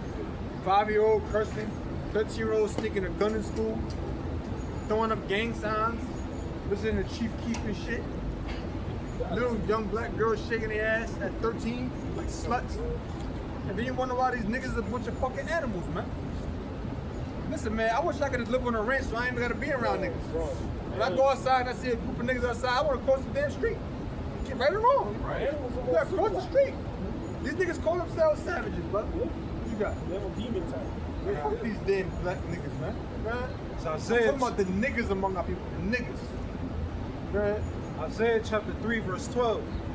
As for my people, children are their oppressors. Yeah. Children are their oppressors. Young kids walking around knocking out random people, beating up old people, beating up homeless people. I knew little dumb niggas that did that when I was a teenager. I never did that though. I was never with that. I was never with attacking people that wasn't that didn't have to. I was never with that. Going around knocking out bums, beating up homeless people. I remember one time by like 2012, I was going to the store at the corner of my block. It's like 2 in the morning. Yeah, like 15, 20 little niggas walking around with sticks and planks and shit, looking for somebody to beat up. Now, you know when you go to the store after hours, you can't really go in the store. It's like a little section you can probably stand in, you go to the window. I stood outside like, what these little niggas I'm gonna hurt one of y'all damn niggas. I didn't want to stand there and look scared. Yo, get him, man, you scared, get him. They just saw me, looked at me, and they kept it moving. And after the fact, I actually ended up noticing one of the dudes that I went to high school with. He was like the grade 20. So a white dude started beating the shit out of him with a stick. One kid hit him with a head with a plank, like damn, he's whooping that motherfucker ass. This is how these niggas act in the hood, they act like animals, man. It's this nigga around my neighborhood, this nigga always standing like he got a problem. Some old, this nigga like 59, 63 years old, nigga probably still selling weed and shit, man. Nigga probably still selling weed. I walk past, nigga be staring at me and shit. Over there, he was staring at me, I looked away, I look back, nigga was still staring at me. This nigga made me kick his ass. I'm like, you know what, he ain't saying that, he ain't doing that, so I can't do that anymore. But that's how it is, man. You can't even look at a nigga. That's why I died in that song, Second Childhood. Exactly. You can't even look at a damn nigga in the hood, man. You can't even look at a nigga. One time I was in a train a few weeks ago. Coming out here. No, I wasn't coming out here. I was going to get something with my car. And nigga was on the train with his girl. I'm just sitting down, you know. I looked at him, looked up, looked at him. You good? I'm like, good. He said, what you looking at? I said, we on a train. What do you mean I'm looking at? We on a train. There's people on the train. Everybody looking at each other. What do you mean? Everybody looking at each other. What are you talking about? I said, dude, alright. So I'm already on the go. So my phone away. I'm like, this nigga gonna act up and get fucked up on this train. And he was with his bitch. He looked at his girl and said, you know I don't give a fuck about none of that shit, right? Like, because he saw I wasn't backing down. So I'm sitting on the trap with my phone in my pocket. I'm like, this guy trying to jump up and attack me at random. I'm sitting down, I'm like, this nigga gonna really get fucked up on this train in front of me. I'm gonna stomp this big motherfucking guts out on this train. If he acts stupid, he make one false move, he gonna get Swiss cheesed up. I stopped Kane, the nigga ain't even looking at this guy left. And the bitch was the fucking black bitch she was with. She started smirking a little like, yeah, these niggas gonna fight, yeah. If you know how the black woman is, these black bitches, they love black male genocide. One of these niggas gonna die, y'all. They gonna die, man. They gonna die, man. That's how these bitches is, man. Her man would've got fucked the fuck up on that train, man. And if she would've got involved, guess what? I would've beat her ass too. I don't give a fuck. Ridiculous, because I just looked at him. He was trying to show off for. Yeah, they don't sound like that way.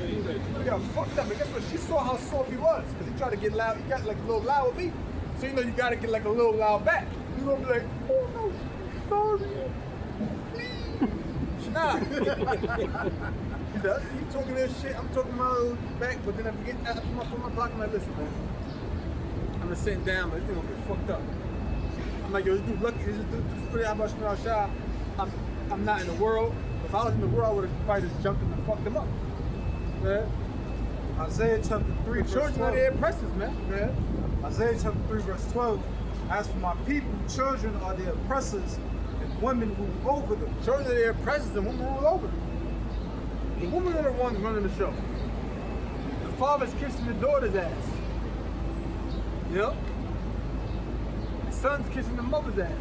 The woman getting her ass kissed left and right, man. They got custody of all the kids. Oh, well, they got custody of the kids because the men are leaving. But that's how you know it's, that's how you, anybody saying that, you know it's a black ass whoop. They got that black ass whoop. You know why? I'll tell you why. All that does is put the blame on the man. And then absolves the woman from her own action. You mean to tell me all of these black men dump the child's father, but no black woman dump the child's father? So men dump them, but no woman dump men. You mean to tell me all the men dump them, but none women dumping the men? No, you bitches be having kids for child support. You damn sluts. Am I lying? Yeah, trapping man up. Trapping man up. Trapping man up. That's a lucrative fucking business now. Hell Man. yeah. You get a stupid ass NBA player. Yep. You know, let the nigga sleep with you. Poke holes in it. And yo, bro, y'all niggas is dumb, man. Dumb. Yo, you got all that effing money in the fucking world. Fly overseas to a bitch that don't know you. Don't know who the hell you are. Exactly. And start your family there, bro. You don't need the Israelite woman to bring an Israelite child back, bro. Like, it irks me, bro, because when you see this shit, it's like, y'all stop letting these bitches win. And there should be a fucking law, man. A law on this, bro. But, you know, we in an unrighteous society, bro. So that will never happen. Right, bro. And what we're living in now, if you look at lions and hyenas, right? The hyena, guess what? The matriarch, the woman, she's the fucking she's the largest and she's in charge. All right? She runs the show. She says who mates with her or not. That's what Israel is now today, bro. That's what Israel is now today. Now you look at the lion, he mates with whoever the F he want to mate with as much time as he feels. All right? That's how men are really supposed to be. You know, and then, you know, I don't want to go too much into that. All my people, they which lead thee cause thee to err. They which lead thee cause thee to err. Captain Cesariak is causing you to err. All right? General Yohana is causing you to err. All right? Huh? Bishop Naked, oh man, you niggas are fucking tumbling with him. Genesis, where are they, bro? They go. Them niggas gone, bro. Go ahead. Destroy the way of thy paths. Destroy the way of your path, man. The righteous path. They're not teaching you to stay on the right, like the scriptures say in the second Esdras. You know, there's one path between fire and water, man. All right, and that path leads straight to the kingdom of heaven, man. But these guys, they're doing demo on that path, man. They're demoing that path for you, bro. See, Great Millstone, we're setting that path clear for you, man. Because we have fear of Yahweh by Shemiah Shai. We have a healthy fear of the Lord. That's why we're doing what's right. Jeremiah 6:16. Thus saith the Lord, stand ye in the ways and see, and ask for the old paths. Where is the good way? Right. Ask for the old path. Where is the good way? That's the path we fell off from. And that's why we're in the condition that we are today. Okay? And that path started with what? The law, statutes, and commandments that was given to Moses. All right? That's the path we should have kept on walking on, man. You know, but you know, it's all in the spirit, because do say the creature was made subject unto vanity. There's a lifestyle that we had to learn. There's things that we had to learn first before we obtain the kingdom, man. And truly enjoy righteousness. Because we see where the fuck wickedness got us, bro. Ain't nobody want to repeat this shit again. Fuck no, bro. You crazy. Go ahead. It says, where is the good way, and walk therein. Yo, and we're showing you that good way. You know? We're showing you that good way. You know, but niggas like, nah, man, that light is too bright. That light is too bright. I can't see. I don't want it. Oh, General Yohana, that light is a little bit dim. I can see them. You know what I'm saying? Because they still teach you that you're an Israelite. You know, so they got a little speck of light there. But the light that we teach you is the full spectrum. There's a full light of Yahweh Bashem Yahshai. All right? Go ahead, all right? It says, and ye shall find rest for your souls. And that's the end, bro. Yeah, that's the end all be all to everything, bro. Rest. Rest, man. Everybody just want to rest, bro. We don't get enough sleep. Even if you do get enough sleep, let's say you do get enough sleep, your mind is not at rest, bro. Something is always hurting. You know? You got a good mattress, you wake up, your neck still hurts. Sun always hurt, bro. Your body is always tuned out. Go ahead, bro. That was it? It says, But they said, we will not walk therein. Right, we will not walk therein, man. That's why you got a lot of Jakes that started this thing, but where are they now? Where's Genesis at? Where them niggas at? Mister, this ain't what it be. Where y'all niggas at, man? Huh? That's a good fucking question, man. Where's Genesis? If I was following you niggas, you know, supposed to be eating that polluted food that you giving out, I would want to know where the fuck you at. What am I gonna do now? You just left the sheep stranded. That's how you main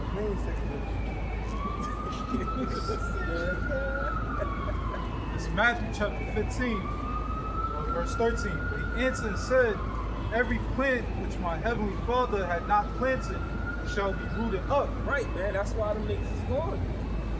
Because that plant wasn't planted in the name of Yahweh Bashim Yahushua. It was planted in the name of Jesus, according to them. All right? Hey, them two jackasses from Mississippi, they wasn't planted in the name of Yahweh Bashim Yahushua, man. You know, I always say them guys that fell off, they always had that doubt in the back of their minds, man. They always had that doubt, bro. Until one day they couldn't hold it in no more. You know? Start making excuses why they can't make it Right, out. right. Start coming answers late. Yep. And even if they didn't always have that doubt, the most I could just make it happen one day. Right. They wake up one day and just not want to do it no more. The spirit just wasn't right before. And you could see it before it happened. You know? Let them alone. Some guys struggle for years.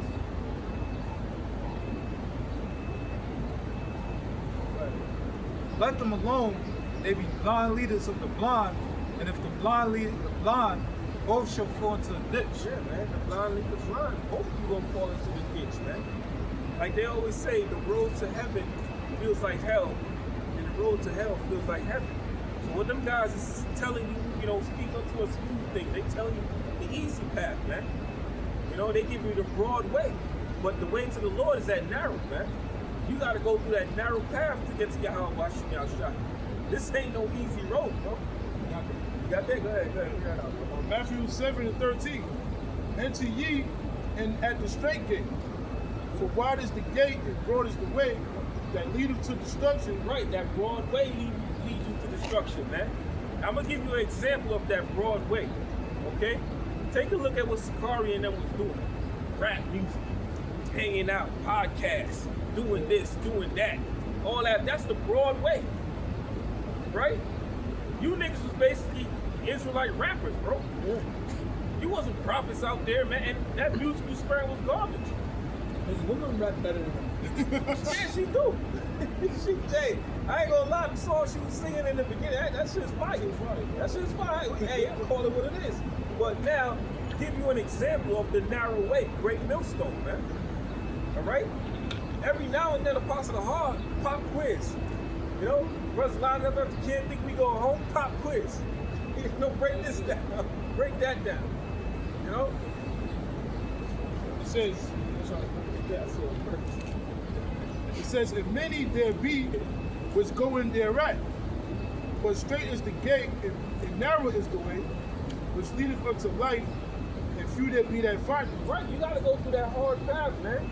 When you read about when you read the scriptures, read about any prophet or any servant, they went through a hard path, man. Ezekiel, Isaiah, Jeremiah, they went through hard path. John the Baptist got John the Baptist got beheaded, bro. And that was Yahushua's #1 guy. And he got beheaded. So the prophets went through that hard, rough life, man. Come on, man. This ain't a thing where you gonna come in here and you gonna start skipping daisies, man. Oh, matter of fact, get Hebrew 101, man. Sirach, the 2nd chapter real quick. Sirach 2 and 1. Get that right quick. Go ahead. Bring it up. Hebrews 6, Yeah, go ahead. Hebrews 6 and 11 to 12. It says, and we desire that every one of you do show the same diligence to the full assurance of hope unto the end. Right, show the same diligence, man. Same diligence as who? As the prophets in the past.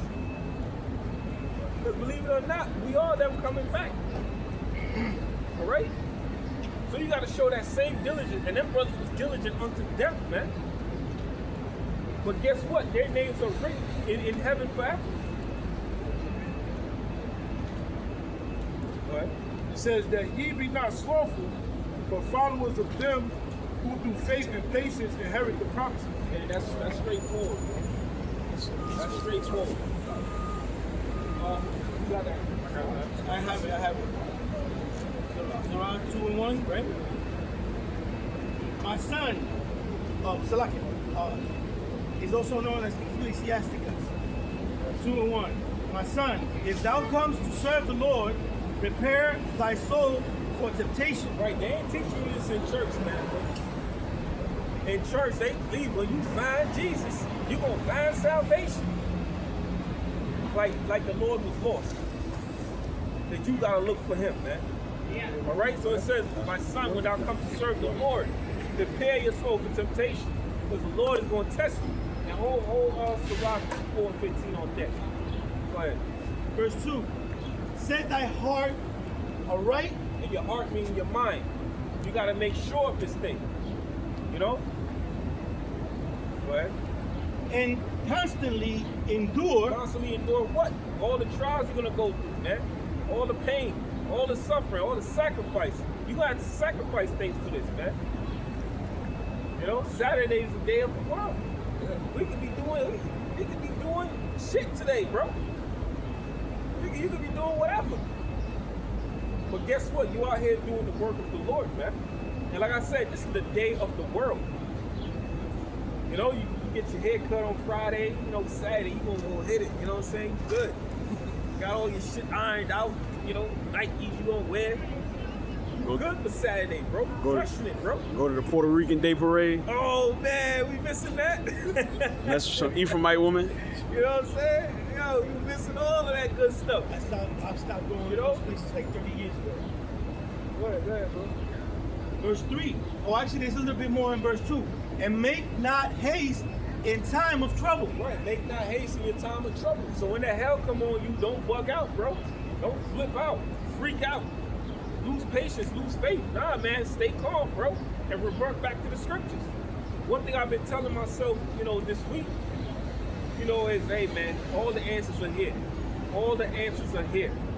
All the answers are here. The answers to your struggle, your pain is all here, bro. Just read. You know what I'm saying? Just read, bro. You got to understand it, right? So just open the book. It don't matter where. Just read. Just read, bro. That's where it all is. That's how you calm down. Verse 3.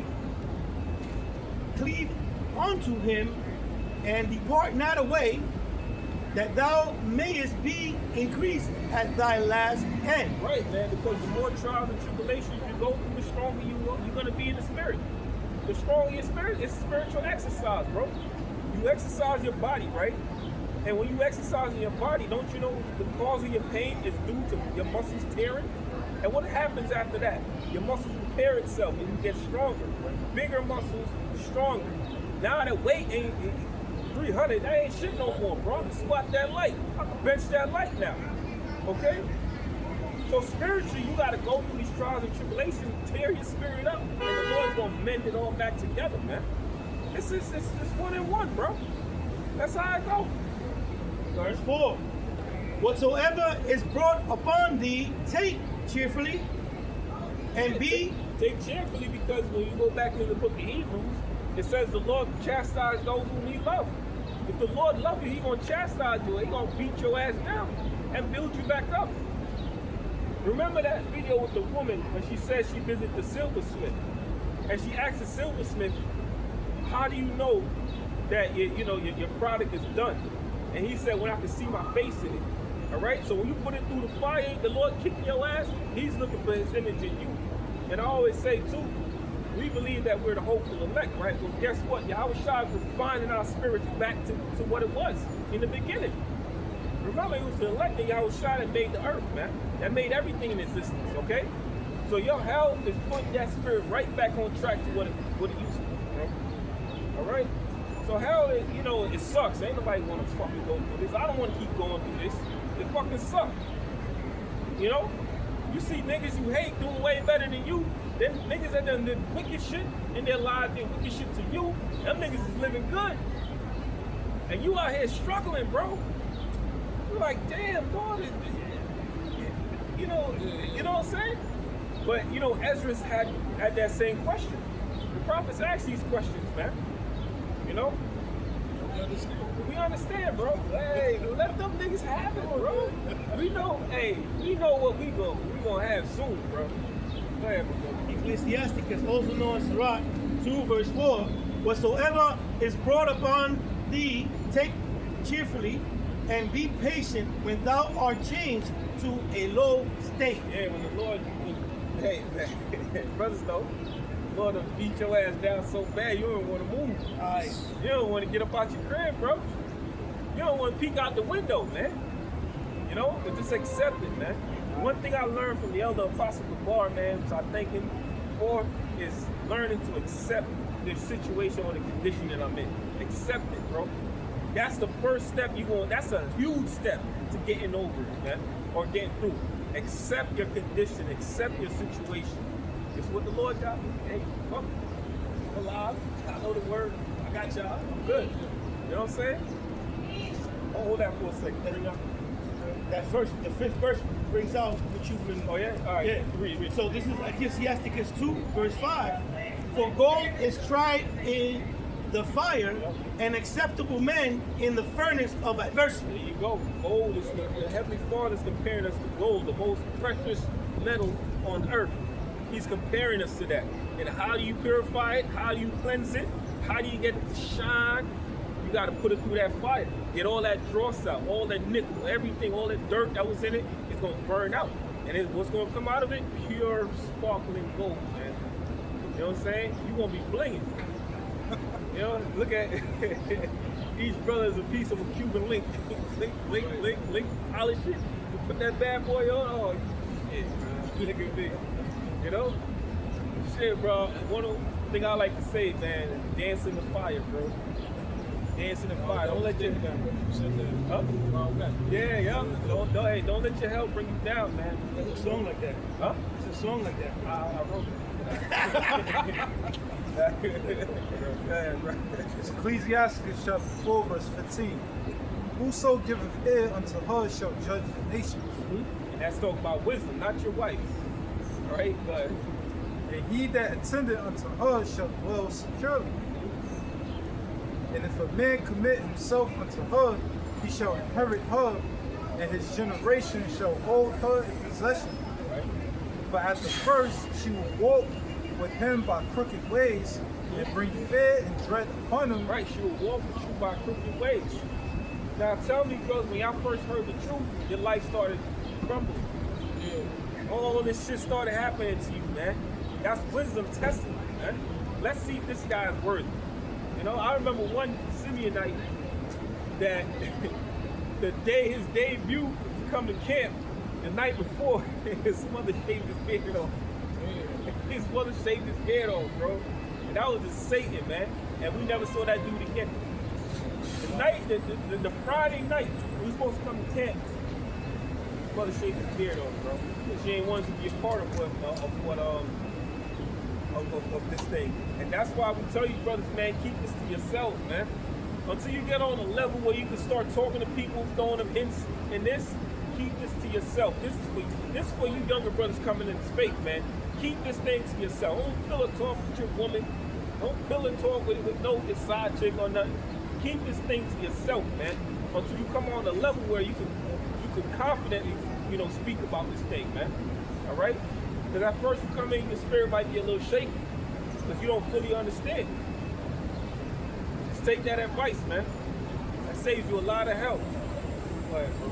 But at the first she will walk with him by crooked ways, and bring fear and dread upon him, and torment him with her discipline, until she may trust his soul and try him by her laws. That's what it's all about, man. You going through that testing phase. We still in that testing phase, bro. Because we got a kingdom to come, bro. We got a galaxy, we got an existence that we're gonna rule, man. We're gonna be ruling existence, bro. The Lord say, there you go. You want a job? Good. Hey, Nah, bro, it don't work like that. You're gonna have to go through that test, bro, that gauntlet. All right? Hey, man, brothers big Kung Fu fans, anime fans back here, man. How many anime you see the master putting the fucking his favorite pupil in pure fucking hell? Pure goddamn hell. And matter of fact, perfect example. The movie The Karate Kid with Jackie Chan and no. Jackie Chan and Jaden Smith. My son likes that one, so I'm using it. Jackie Chan can fuck with him, man. Say, pick your jacket up. Put your jacket on. Pick your jacket up. Put your jacket on. You know what I'm saying? And then they started fighting Jackie Chan. I'm like, jacket off. And he was going, you know what I'm saying? The law gonna put you through certain things. You're gonna be, I'm going through this shit. Man, why keep going through this, man? You know? If someone come at you a question, you'll break this down for me. Yo, you go. Sometimes I surprise myself, man. With the things you know. You might be doing certain lessons, you bring out one precept, and you find yourself going through the whole fucking, the whole chapter, bro. But I don't understood this that good. But repetition, man. All right, but I got something. Matthew chapter 20, verse 20. Then came to him the mother of Zebedee's children with her sons, worshiping him, and desiring a certain thing of him. And he said unto her, What wilt thou? She said unto him, Grant that these my two sons may sit, the one on thy right hand, and the other on the left in thy kingdom.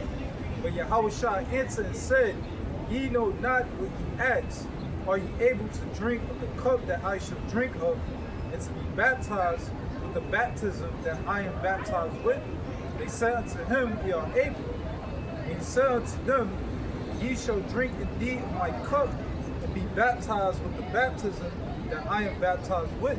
But to sit on my right hand and on my left is not mine to give, but it shall be given to them for whom it is prepared of my Father. It's the elect, bro. Remember, the elect was a gift to Yahushua. Alright? So that's why the elect is so much more precious to him. So precious to him because what? It was a gift from his Father to him. Alright? And what did he say when the woman asked him that? Listen, shorty, they're gonna have to go through it. You can't, you ain't just getting up in, they're gonna have to go through it. Like I did. The servant is not greater than his Lord, right? So if I went through it, ain't nobody skipping this line up there. If I'm getting my lashes, they gonna get their lashes too. Alright? Now, we ain't getting as bad as Yahushua, but we getting effed up, man. You know? But it's all good, man, because, you know, like the saying goes, even the longest day have an end. You know, one day we're gonna wake up and society's gonna be on fire. You got something? Ecclesiastes 7 verse 8. Better is the end of a thing than the beginning thereof. Right. Better is the end of Babylon than the beginning. The beginning of Babylon. We was fucking in shackles, bro. At the end of Babylon, guess what? The shackles is free. We ain't got no shackles on no more, man. Alright? So better is the end of this goddamn place than the beginning of it. Yeah, that's right. Alright, we're free, man. We're free men. You know, they got the whole Matrix trilogy on YouTube for free now. And I was checking it out, man. And the more you pay, bro, I urge y'all brothers, watch that movie again. You're gonna see so much more things that you like, oh shit, I missed that? Bro, that's just us, man. You know? That's us, our minds being free from this world. That's what the movie's basically about. Be free from the chains of this world, man. It's a heavy ass movie too, man. I don't know. This is Ecclesiastes 7 verse 8. Better is the end. Better is the end of a thing than the beginning thereof, and the patient in spirit is better than the proud in spirit. The patient waiting for the mercies of Yahweh Shai. The proud go look for their own way, man. The patient man, and hey, we gonna mumble, we gonna complain because we're men. Yo, you gonna pray to Yahweh Shai? Come on, man, like, come on. You know, you gonna mumble. We're men. The prophets did it in the past. You think you ain't gonna do it? You know, who Habakkuk prayed, you know, basically the same way as Esdras, man. Love these people more than us. Like, what are you doing? Like, come on. You know, but you know, the angels have to put them in their place. Like, yo, man, yo, you can't comprehend the minds of the Heavenly Father, man. You know? If I get that in Isaiah, my thoughts are not your thoughts. That's Isaiah 50. So Isaiah 55. 55 and 8, I think. Yep. Isaiah 55 and 8. For my thoughts are not your thoughts. Free up a little. Right. I'll start at 6. It says, Isaiah 55 and 6. Seek ye the Lord while he may be found. Call ye upon him while he is near. Right, and now the Lord is he's showing himself. Why? Via the prophets, man. You got brothers here, brothers all over the world, out there on the streets prophesying, man. So the Lord is able to be found right now. See, now you're gonna have to worry when you don't see us out here, man. Because guess what? In every nation, even going back to the garden, the prophets were out there, man. When you heard of the voice of the Lord in the cool of the day in the garden, that was the prophets. You think the Most High was down here speaking? No, man, the prophets out here, bro. So when you don't see the prophets, now it's an effing problem, man. So seek ye the Lord while he may be found. Go ahead. Call ye upon him while he is near. Right, go ahead. Let the wicked forsake his way, and the unrighteous man his thoughts. Right, repent. Go ahead. And let him return unto the Lord, and he will have mercy upon him, and to our power, for he will abundantly pardon. Right, you would abundantly pardon, man. Talk about a presidential pardon. You want a heavenly pardon. That's what you want. All right? You want a heavenly pardon from all your sins that you committed this whole time, man. You know? The sins of your past life. Hey, I do that prayer for that Joe prayed for his sons, man. But I pray for my son. I pray the Lord forgive him for his past sins and the sins that he may commit. You know? Go ahead, bro. For my thoughts are not your thoughts, neither are your ways my ways, save the Lord. Right, so, you know, asking the Lord why I gotta go do this when Jerome is living up. Jerome's a wicked ass nigga. I'm a righteous man. Don't worry about it, man. Don't worry about it. That's why the matter of fact, it's say though the wicked do wickedness. Hit that real quick. Ecclesiastes 8 and 11. You know, don't worry about it, man. How about you? I got you. You're gonna get your redemption, man. The time is gonna come when you're gonna be on top. All right? And I'm speaking to myself as well. Ecclesiastes chapter 8, verse 11. Because sentence against an evil work is not executed speedily, therefore the heart of the sons of men is fully set in them to do evil. Right, man. All these heathens, even 2/3 of our own people, they ain't really get judged by the Lord like that yet, man. All right? So they think, hey, man, God ain't looking. You know, God here. You know, I'm just keep doing me. Good. You know? Keep sneaking with this nigga girl while he out. You know? Like one dude I know, man, it's like every time I see this nigga, he telling me how he smashed some other chick, some other dude's girl. I'm like, yo, man, alright, nigga. Like, I heard it the last 5 fucking times you told me, alright. You think that shit is cool? Like, I be telling them, like, y'all niggas think that shit is cool. That shit's not cool. I'll tell these niggas straight up, man. What the fuck you telling me that for, bro? That's one thing. Anybody in the world know I don't mess with shit like that, bro. So they know they come with me with some shit like that, I'ma curse them the fuck out. Go ahead, Al. Though a sinner do evil 100 times, and his days be prolonged, yet surely I know that it shall be well with them that fear Yahweh, which fear before him. Right, man. So let these wicked ass niggas keep being wicked, man. I'ma take care of y'all, don't worry. I'ma take care of them too. Alright? But right now you gotta understand this is their work. This is Satan's paradise, man. Those are Satan's sons. You my son. You know? Guess what, man? If my son and some other kid get in trouble together, I'm gonna whoop my son's ass. The other kid, that's on his parents. Y'all take care of him. I'm gonna whoop my son's ass. And that's how the Heavenly Father's looking at everything. Y'all my sons. These are not my sons, man. Let Satan take care of them for now. But ultimately, the Heavenly Father's going to judge their asses, man. But it shall not be well with the wicked, neither shall he prolong his days, There you go. which are as a shadow, because he feared not before Yahweh. There you go, man. So you got to have a healthy fear of Yahweh Bashim Yahshai. And if you have a healthy fear of Yahweh Bashim Yahshai, you're going to be right here doing his work. You're going to be listening to the brothers. You're going to be taking notes. You're going to be studying. You're going to be praying. You're going to be fasting. You're going to be doing everything that's right according to the scriptures, man, to the best of your ability. If you have that healthy fear of Yahweh Bashim Yahshai, man. That's what the scriptures say do, right? They ain't gonna be a backbiter, talking shit. Right. I'll get him back. Thinking the most I ain't looking. Oh, well, let me talk shit about this brother. Let me talk shit about this brother, you know, to a brother I'm cool with. Because I know the brother I'm cool with ain't gonna say nothing. But guess what? You just a fucking nigga. Yeah. Why you a fucking nigga? I'll tell you why you a fucking nigga. The reason why you a fucking nigga, you think the most I ain't looking. Yeah. You so much of a damn nigga, that scripture ain't even coming to mind when you're doing it. Well, what could be the harm? One time. One time is too much. You know what I'm saying?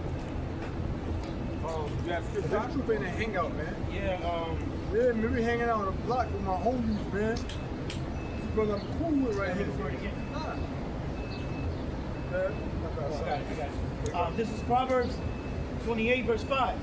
Evil men understand not judgment, but they that evil men, this is Proverbs 28, verse 5. Evil men understand not judgment, but they that seek the Lord understand all things. So if you're an evil man, you don't understand nothing. You're doing stuff in the eyes of, you're doing stuff for the eyes of men. You're doing stuff in the dark, thinking stuff coming to light. Not knowing that the eyes of the Lord are 10,000 times brighter than the sun. If you got brothers that come to camp and act all righteous, do their videos and all righteous, but behind the scenes, they really just niggas, man. Talking shit out other brothers in the camp dress. See that brother sleeping, man? See that brother sleeping? Brother wore them same pants last week. You a fucking nigga, man. You know what I'm saying? You just a worldly ass nigga. Just a worldly nigga. Fucking careful. And you ain't saying that out of concern that you gonna buy the brother something. You just talking shit. This is my point I was thinking about. You know what I'm saying? You just talking, you just shit talking nigga. That brother ain't fly like that. That car party running, he ain't got bread like that. Basically, it's a fucking animal, man. Basically, it's the niggas. Yeah, you got niggas like that. That's true. You know what I'm saying? You got niggas like that. Proverbs 28, verse 6. Better is the poor that walketh in his uprightness than he that is perverse in his ways, though he be rich. That shows you that living righteously is greater than riches. You know what I'm saying? You can be poor and righteous, that's greater than being rich and wicked. You know what I mean? It's a lot. You know, one thing I told my mother, because I said, yo, you remember how we grew up? You know, dirt poor, we didn't have nothing back in Jamaica. Well, guess what? We had each other, we had a family. When you dirt poor, bro, family is everything. And it's like, I said, we came here, and it's like everybody's just so separated now. You know? And that's a rich life. You get rich, you separate yourself from everybody. You know, you got a lot of stories about, you know, these basketball players, you know, they got money and they just left their old hood, left everybody behind. You know? Being rich don't necessarily mean you're going to be happy, bro. And being poor don't necessarily mean you're going to be sad. Because you're going to have certain things that the other don't have. Yeah, the most I divided about family, so you made us poor, so you can be rich in it. There you go. Man. We're rich in faith. You're rich in spirit. True, they're going to be having family dinners like that. Yeah, bro. Don't go from a family dinner. I can't be up here to do shows, but I got a family dinner to go to. You're showing up, dressed up all nice and shit. Family dinner. Man. So-called white man pushes that on his TVs and movies and everything he does. I was thinking that. It says, the rich say no place. Yeah. But, you know, we have the true riches. We not around out for this is real thing. We share riches with each other. It's the knowledge, man. Your family, you really separate from me. We have actual friends. Yeah. Let me say that.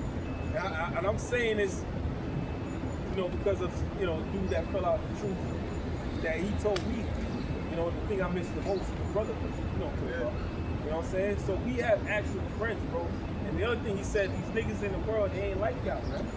They ain't like y'all. So you gotta look at the brotherhood and like, yo, these are my friends, bro. These are my true friends. These niggas ain't never gonna stick their head out for me like the way brothers would, bro. I'm telling you, man. And I heard it from somebody that fell out the truth that's actually in the world now. You know? There was something I always said when I was growing up. I always wanted to keep my family together. And I used to work. Everything is for my family. I used to ask the Lord. At that time, I was calling him Daddy, Father, right? And so, like, I've always kept saying, listen, where's my family? Where's my people? I don't have to ask that no more. There you go. You know what I'm saying? Niggas in the world ain't shit. A nigga in the world be talking shit about you to another nigga in the world y'all both cool with, and the nigga won't even tell you what the nigga talking about. Right. Yeah, bro. Shit like that. Yo, there's this video I saw, right? Where basically the dude homeboys led him to his own death. They talking, they chilling, they walking and everything. Next thing you know, one of them start walking slow. And he just, I don't care, like, it's a boy. It's all right. Next thing you know, the dude's squad gun shot him in the head, bro. Bro, that's how the world operates, man. See, I don't gotta come to camp, double taking brothers, watching my back. I don't gotta do that shit, bro. That's because of the odds of going to because you know what, bro? You got fear of the Lord. There you go. Niggas in the world don't got no fear of the Lord. They don't mind going over. And another thing too, when you cool with brothers in the camp, that's cool. Nothing wrong with being cool, but you ain't supposed to have no worldly type of friendship, man. Everything's supposed to be spiritual. So they supposed to be, brother in the camp is cool. Ain't nothing wrong with that. Y'all hanging out, y'all conducting yourself like y'all in the world. Yeah. Type of shit. You know what I'm saying? We're supposed to be doing this shit like that. We're still supposed to be spiritual. But guess what? If that's what he want to do, he ain't supposed to be doing that. He want to do that anyway. You can't stop him. But the most I do it. You know what I'm saying? You gotta conduct yourself outside the game, but you're still here, bro. Exactly. Your reputation won't follow you, bro. Real quick. That's why leadership is important. That when a leader speaks, you stand and you stand corrected, because a lot of the stuff you bring in from the world, a man of the Lord that's already been in practices righteous acts, he's gonna see everything that you have that he already burned out. Sirach 23:19. Such a man only feareth the eyes of men, and knoweth not that the eyes of the Lord are 10,000 times brighter than the sun, beholding all the ways. Of the Lord of the angels. Right? Yep. And they're 10,000 times brighter than the sun, so they can see places where the sun's light can't reach. So even in the darkest places, including your own mind, they know your spirit, they know your thoughts. Right? It says, beholding all the ways of men and considering the most secret parts. So they consider the most secret parts. So you gotta mind yourself, man. If you ain't around, now we all got dudes in the world that we cool with. You got people you cool with, these niggas are smoking weed in the hallway. You don't be among them. Smoking weed in the hallway, you in the nigga's crib and your homeboy in there, you got another dude, woman up in there. You know what I'm saying? Or, huh? You know what I'm saying? You in a car with a dude, you got a gun in a fucking glove compartment and shit. Now, if you with a nigga, you don't know you got a gun on him, you just don't know. Remember some niggas here at the corner store, yo, what's going on? Ski money? I don't know. Yeah, I'm walking down the block, just talking. You don't know nigga, what you gonna do, pat him down? You gonna pat every nigga down? You gotta get this shit out. You know what I'm saying? That's why I don't even stop No no more. But you gotta be mindful of, look, when you come to this thing, the shit you used to do in the world, you ain't supposed to be doing nothing. You gotta separate the people from the world from the truth. They in the world, but see, they in the world, they're not spiritual. Since they are spiritual, they don't understand the concept of fighting demons. Therefore, they're susceptible. They're more so susceptible to temptation. We could all be tempted, right? We're tempted every day. But a person in the world is highly tempted because they lack spiritual awareness. They're not spiritual. Exactly. To be spiritual, you don't have to hedge around them. The Lord's hedge protect them. To be spiritual is to see things that are hidden, to see and understand things that are hidden that's not plainly made visible. That's ultimately what it means to be spiritual. To see things that see and understand things that are hidden, that aren't visible to the eye. So you gotta be able to see where a situation is going before it gets there. You gotta know by a person's body language. You can know by a person's body language, especially if they don't like you, man. They got an issue with you.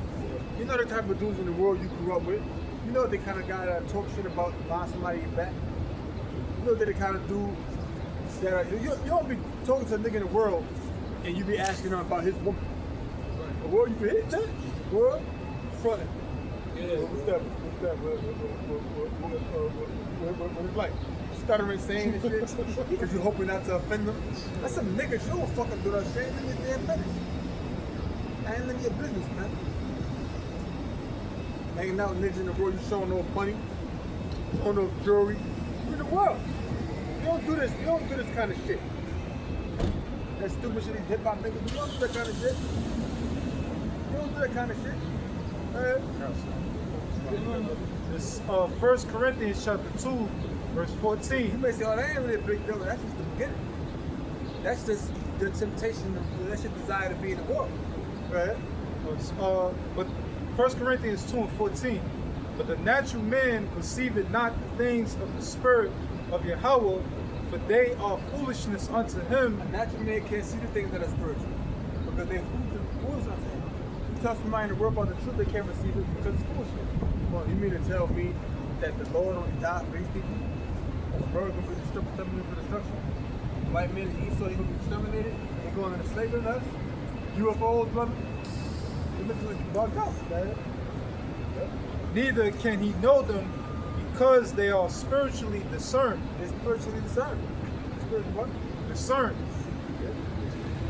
Yeah, spiritually discerned. So the Most High didn't give them a spirit to be able to understand these things. That's why they can't see it. There's dudes in the world I'm cool with. I don't hang around them. If I'm around them, I'm around them sparingly. I ain't around them every week, every other week. Shit, I might not be around them for 4 or 5 months. To be real with you. You know what my regular day consists of? If I'm not working, workout, YouTube, that's it. Straight up. I'm not linking up with niggas in the world to go to a lounge or a bar. Just because I'm not a hangout dude, that just ain't me. I'm not linking up with my cousin from so-and-so to go over there. I don't really do it like that. Nothing wrong with that though. I'm not saying you don't got people around that's in the truth, that's not in the truth, that's decent, that you can't never be around. I'm not saying that, but you still gotta be mindful. And you minimizing your interaction with them with decreasing likelihood that you get into some BS. It's Ecclesiastes chapter 4, verse 9. It says, 2 are better than 1, because they have a good reward for their labor. For if they fall, the one will lift up his fellow. That don't happen in the world. Niggas in the world will laugh at your misfortune. Yeah. Yep. I'm saying, you can have a homeboy in the world you cool with, he knows something about you that he think is embarrassing. Yo, this bitch is so-and-so. Tell me I'm lying. And niggas in the world do that kind of shit? Niggas in the world do shit? I know a dude, a Jay I grew up with years ago, he used to tell us about his mom in the top, jumped him and shit, popped him upside the head with a vase and shit. He ran outside the house in the snow with just his drawers on. Pops came outside with a bike looking for me. You see some little nigga, so-and-so or something? He told people the story. Well, fuck that nigga, he's a nigga anyway. He was talking about him last week. Yeah. And then years ago, when people that we was cool with would joke on him, they'll bring that nigga, your pops hit you in the head with a face, nigga. Like, that ain't funny. Yeah, right. I'm saying, that ain't fucking funny. Why's that funny? Why'd that be funny? If he told you that that's what happened, you don't go and laugh about no shit like that. If somebody got a disease, or this nigga got a liver disease, y'all. Right? Don't niggas do that? Yeah, this person is burning or whatever. This nigga, that's what an extra chip used to punch you, nigga. Fuck out of here. Tell me I'm lying. Niggas do that. They'll laugh at your misfortune. Remember the Lion Boy? I think it was season 3, the opening. He was talking about damn son he got burnt by the chick. And he's like, yeah, that, Oh, he walking like this now, man. Yeah, who got burned? Yeah. We don't fucking do that kind of shit. We don't do that shit in the truth. If you just look at the truth, guess what, man? A brother check you, better check you. Like, yo, don't be doing that shit, bro. That shit ain't fucking funny. You don't laugh at no brother's misfortune. You shit ain't joking on that man, this, that, and third. And I'm not saying brothers don't play around. We gotta be brothers cool with each other. But you gotta know boundaries, man. Go ahead, bro. It says, verse 10, for if they fall, the one will lift up his fellow, but woe unto him that is alone when he falleth, for he has not another to help him up. So when you among the world, you alone. Yeah. You ain't got nobody backing you up. I know one dude that fell off years ago. He's like, they're talking about somebody different than we talking about. He's like, yo, man, I really realized niggas ain't shit. I'm like, you just finding that out? I'm like, you just finding that out? Niggas ain't shit. I'm telling you, these people in the world ain't shit, man. You got guys in the camp. They may have a Bible. Come on, teach you. I'm not talking about this specific camp in New York. I just mean GMS in general. They may have a Bible come out and teach, but they ain't really in the spirit. They really got desires for the world in their heart. Hey, listen, if you're around a brother and all y'all do is something about worldly shit, then you ain't in the right spirit. Yeah. I can't be among a brother that's talking about worldly stuff. I can't. I wouldn't feel right. Spirit gotta kick in, bro. Now, I'm not saying everything with a brother you gotta do a show. What, brother? You hang out and do a show? What? No, I'm not saying that. That ain't gonna happen. Sometimes you might talk about sports, you might talk about sneakers, you might talk about, you know, whatever, or you saw some girl, whatever, or, you know, you, whatever stuff that y'all both are aware of, whatever, interest, whatever it may be. But for the most part, you're gonna be talking about stuff spiritual. And I don't mean you necessarily breaking down scripture, you just might, it just come up. It'll just come up. You know what I'm saying? I'm not saying, oh, man, bro, I'm going off, man. I'm hanging out with this brother and we watching Avengers, man. We ain't even doing a lesson yet. They ain't going off. We just hanging out. Yeah. 1,000 on this. Yeah, so when you alone, nobody can be able to help you. In the world, you alone, bro. You in the world is alone. They ain't gonna help you. You ain't got no true friends. You ain't got no true friends in the world. Remember, they not spiritual. Yeah, bro. 1 Corinthians chapter 2, verse 15. But he that is spiritual judgeth all things, yet he himself is judged of no man. So he that is spiritual judging all things. And we can't be unjudged by no man. Natural man can't judge us. But yet we can judge all things because we have the mind of Yahweh Shai to understand hidden things. To see things that are hidden that's not plain to the eye. Because the Most High has given us spiritual discernment. Yeah, it's not like coincidence. You say a guy come up and it's almost like a tap, like it's not wrong. Yeah. It's not just a coincidence, bro. That's the spirit of the Lord on you, man. Yeah. Like the elder bro says, sometimes you can see a guy from miles away falling out before he do, man. That's true. You know, patterns. Yeah. I'm sorry, go ahead. You pick up on certain patterns, man. Right. That the guy might do. You know, I do this in my daily life with people that I interact with, man. You know, especially people at work, man. I keep a sharp eye on these niggas, man. You know, I got niggas that's talking shit about me. You know, like shit, bro. Yeah. Like, what I did to this nigga? Yeah. You know, but they'll come up, hey, man, what's going on, bro? I'm just, hey, what's going on back there? Yeah. I'm like, I'm eyes on you, nigga. Sometimes it's better for you to know and act like you don't know. There you go. That way you can see a nigga. You see how fake he is. Yep. This nigga, I know, this nigga know, you don't even know I know you're a liar. I'm just listening to him lie right now. That shows you how much of a fucking nigga he is. You know what I'm saying? The same dude you talking about in the fell out moments ago, I knew he was falling out like almost a year before he fell out. Yeah, I know you're talking. I was like, this dude's getting weak, man. And I hope he give me my $500 before he's in the camp. And he still ain't giving me my $500. Take that L, bro. If I see him, bro, I'm asking my damn money. I can use that. Nah, but real talk, that's serious. You can see it though. You can see it. You gotta understand people in the world. It's like this, man. You gotta understand that somebody that's not in the truth, they're not spiritual. So they're susceptible to being tempted by the spiritual demon Satan because they don't have a spiritual hedge around them. So when it comes to them, don't just always assume the best. Just keeping it real. Yeah, your cousin might be cool with you, but your cousin talking shit about you to your other cousin. Or your cousin talking shit about you to your other cousin who's their brother. You understand what I'm saying? Yep.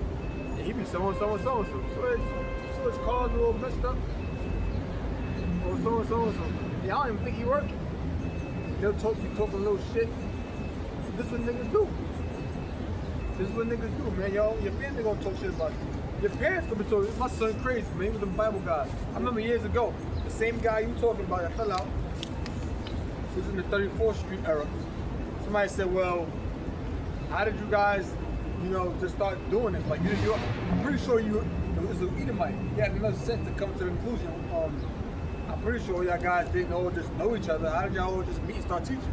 And them dudes just saying, he was like, with the spirit. I think it was Karad, as a matter of fact. But I think it was him. He was like, well, him too. It wasn't him. I'm not sure. It wasn't the two, but I think it was Ashawar. He was like, it was the spirit. Like, that's what it was, like the spirit. Like, it was the truth. Yeah. We ain't know each other. Most of us ain't know each other before we came into this thing. Most of us didn't know each other. It was the spirit that gravitated us to each other through the word. This is 2 Corinthians 26, verse 5. And he saw 2 Chronicles, Second Chronicles 26, verse 5. And he saw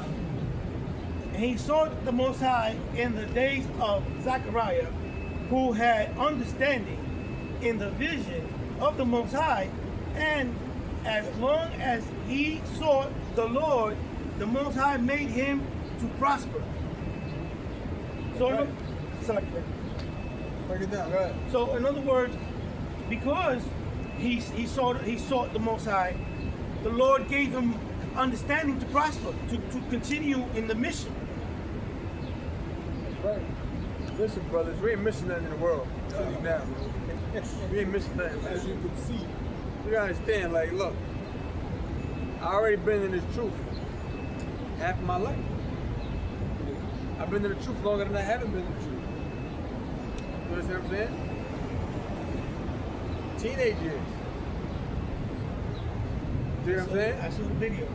So it's like, what you missing out on? All them years is gone.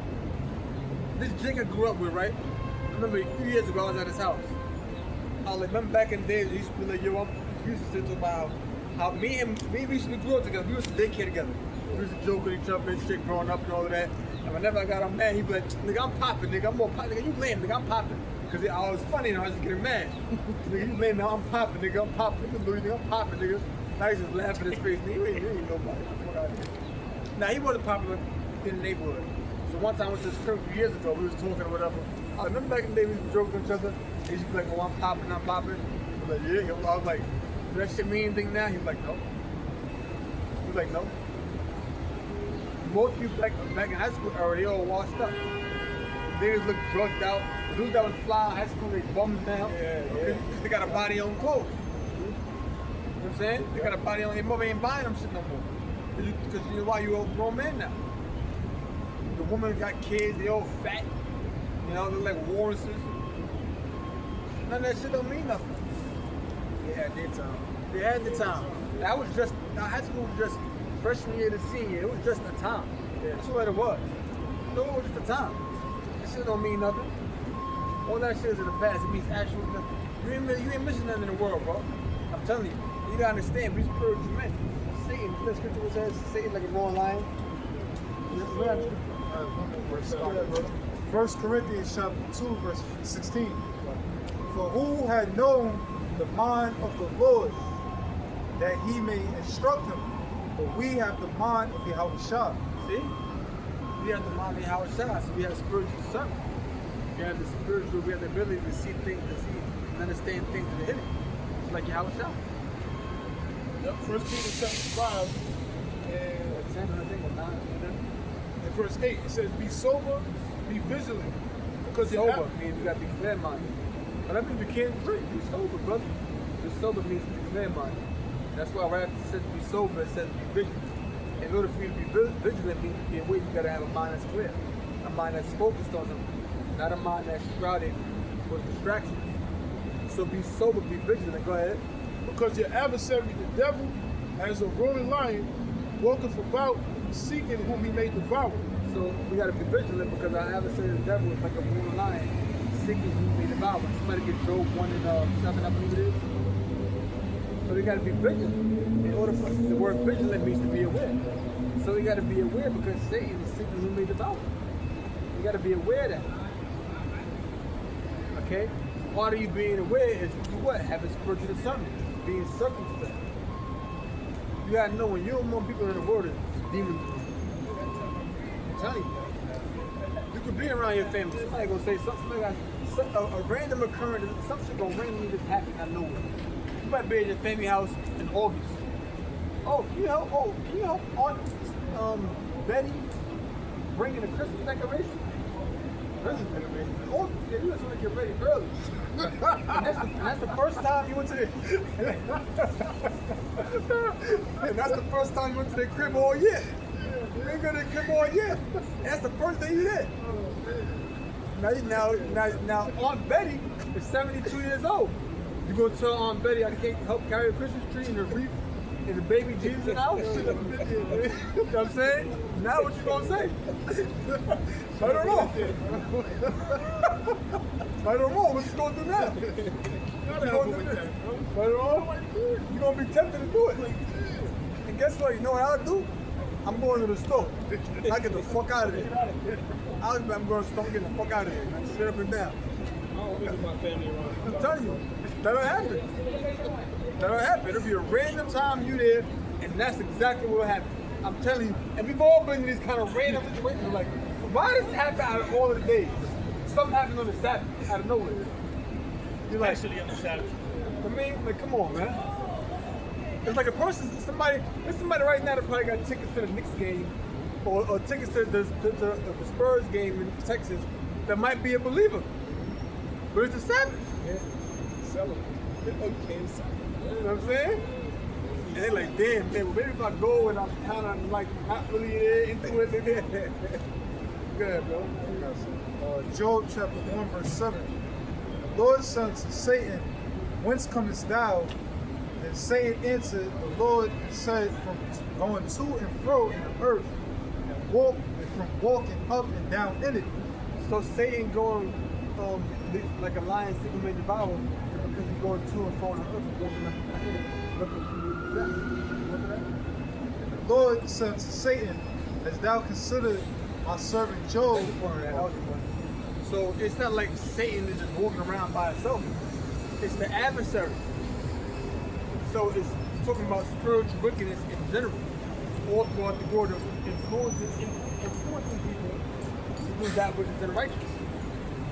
And it's happening all over the world as we speak. It's happening in Manhattan, Brooklyn, Staten Island, Bronx, Queens, upstate New York. It's happening right now in Chicago. It's happening in Little Rock, Arkansas. It's happening in Sacramento, Los Angeles, this place. It's happening in Dallas, Houston, Miami, Orlando, China, Bangladesh, Brazil, Panama, Puerto Rico, Dominican Republic, St. Vincent, Jamaica, St. Lucia, somewhere in Europe, somewhere in Asia, some damn way, Australia, Antarctica, Alaska. It's happening all over the world. Somewhere in Greenland, it's happening. So Satan is always going around the world looking for somebody to possess and influence to do unrighteousness. And people wanting that spiritual are more prone to that. Get that scripture, Ephesians 5th chapter.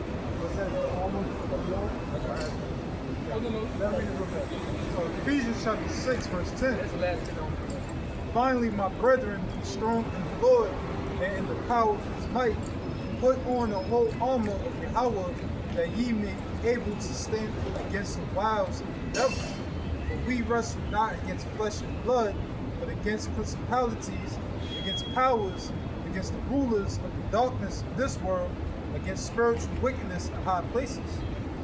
Wherefore take unto you the whole armor of Yahweh, that ye may be able to withstand in the evil day, and having done all to stand. And that's why the scriptures say, when we read it in Ecclesiastes, it says, cleave unto him and depart not away. That's how you fight these demons, by cleaving unto Yahweh by shooting out stride. Always, anything you do in your daily life, man, make the scriptures a part of it, bro. Yeah. You know? If I'm at work, bro, like, you know, I listen to my music and all that, but real talk, I'm listening to either the audio Bible or I'm listening to some lessons, man. I gotta get something in. I can't just go all day listening to fucking Wu-Tang all day and shit, you know? I always gotta have something to do with this word, whether a prayer or something, man. You know? Cleave unto Yahweh Bashim Yashai and stick close, bro. Don't stray away. That is the sheep, right? You, let's say you got your herd of sheep, you're gonna have one sheep. And guess what? The wolf gonna catch his ass. You know? So that's why the sheep herder and the sheepdog is so important, man. To keep you on track. Because see, Satan, he running around setting up shop. I got you group of demons here, y'all let these niggas do this, do that. Setting up shop over there, I got this group of demons here, y'all let them, you know what I'm saying? And he just coming back and forth checking up on everybody. Like a fucking drug dealer collecting money. You know what I'm saying? They, yo, bro, there's demons everywhere, but guess what? There's also angels everywhere. That's right. All right? So it balances out, man. You know? And the more you wait for the scriptures, the more you get tempted. Yeah. The more you're gonna get disenchanted. And you gotta be real with yourself. To explain how much you gotta be real with yourself and understand when that's happening. You know what I'm saying? Examine yourself. Examine yourself. Don't be too, you can't be proud when you don't want to examine yourself. That first, before you examine anything, you gotta examine yourself first. Because the Lord wants you to judge righteously, man. Yeah, you can't be hypocrite.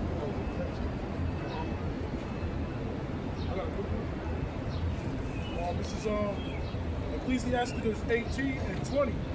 It says, before judgment, examine thyself. Oh, there you go. Spirit, bro. Before judgment, examine thyself. Why? Because you don't want to be a hypocrite. It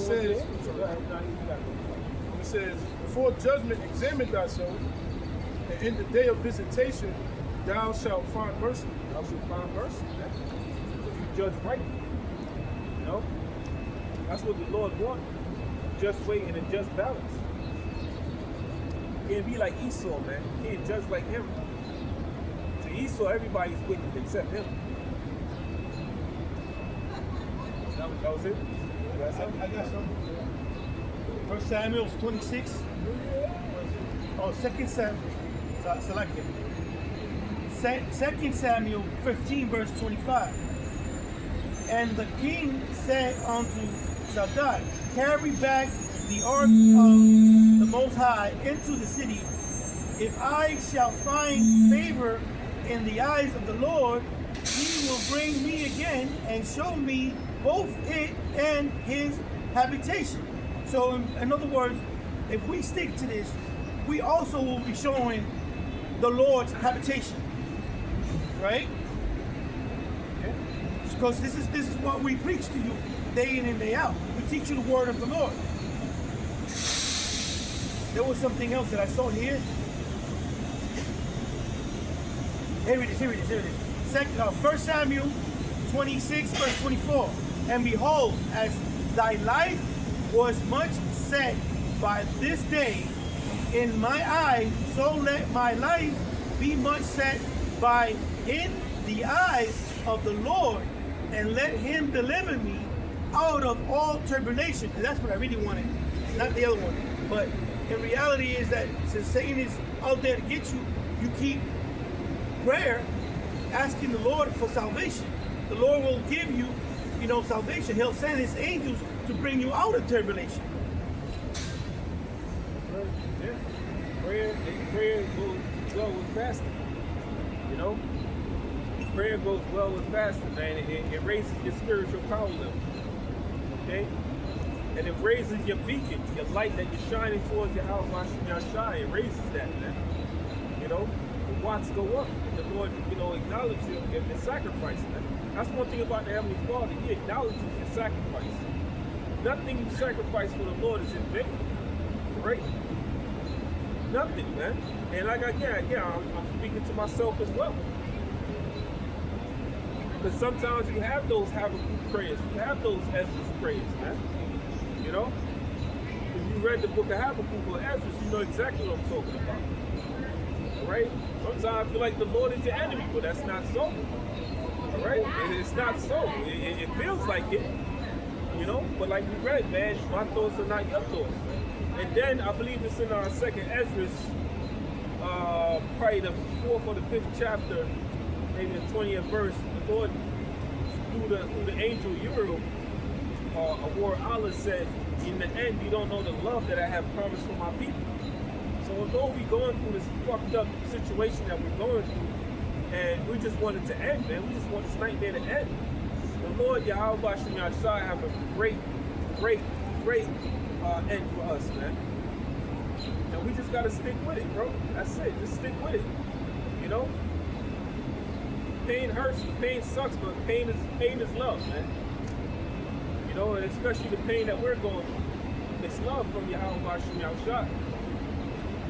It sounds crazy saying that, but hey, it's the truth, man. You just gotta stick with it. Go ahead, bro. I got one short. This is Psalms 34, verse 15. The eyes of the Lord are upon the righteous, and his ears are unto their cry. Right, their cry meaning their prayers. And then when you go into the book of Tobit, you know that the archangel Raphael, he brings out prayers to the Heavenly Father. All right, and the scriptures say that the prayers of the saints are like sweet incense unto the Lord.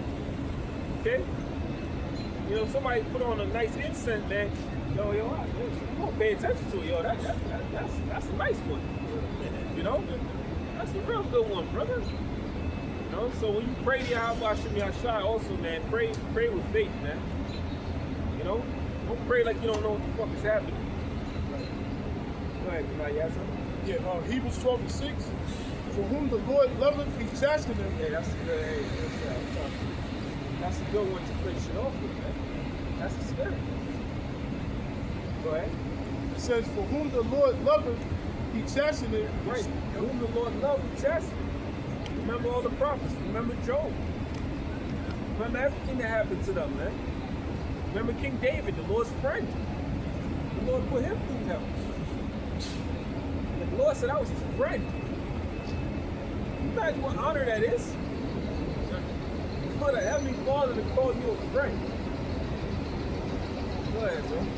It says, he scourgeth every son who he receiveth. Right, it scourgeth every son who he receiveth. And that's why, going back to Sabat, she will try you by crooked ways. And put fear and dread upon you, man. When that wisdom is upon you, the Lord's going to test you, man. And that's a good thing. Right? It says, if ye endure chastening, if ye endure chastisement, Yahweh dealeth with you as with sons. Right, it's yours, man. You got a lot of guys, as soon as the hell started coming upon them, they split. All right? But we stood here and we endured it, bro. And we still enduring this hell, man. We still enduring. It's like you know, you in the going back to the gym again, bro. You know, you got a group. There's a workout that me, my cousin, and a couple other brothers used to do, and the workout was damn near 4 hours. And I remember 2 guys from my job said they're gonna come and work out with me. Both of them niggas came. Each 1 week, and they was gone. And you never saw the niggas come back, man. They couldn't endure it, man. They couldn't, and for us, it's like, we go through it, like it's hard the first time. But in the second week, you're like, getting used to it. The third week, you're like, it hurts, it sucks, but I can still fucking do it. The fourth week, it's like, exactly, because your body adapts to it. You see how spirits have adapted to this health. Like I just walked to the bathroom, the minute grabbed the bag, like, I'm like, what this shit, bitch? I said that to myself, bitch. You gotta endorse shit like that. Yeah, man. Hey, so you say constantly endure, right?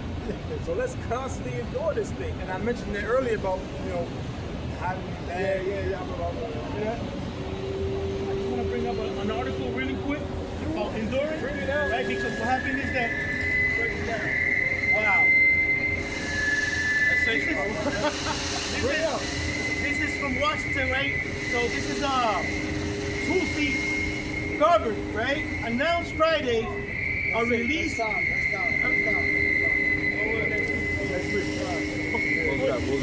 Call on line, Yahweh, Bashim, Yahweh, Bashim, Over the next one.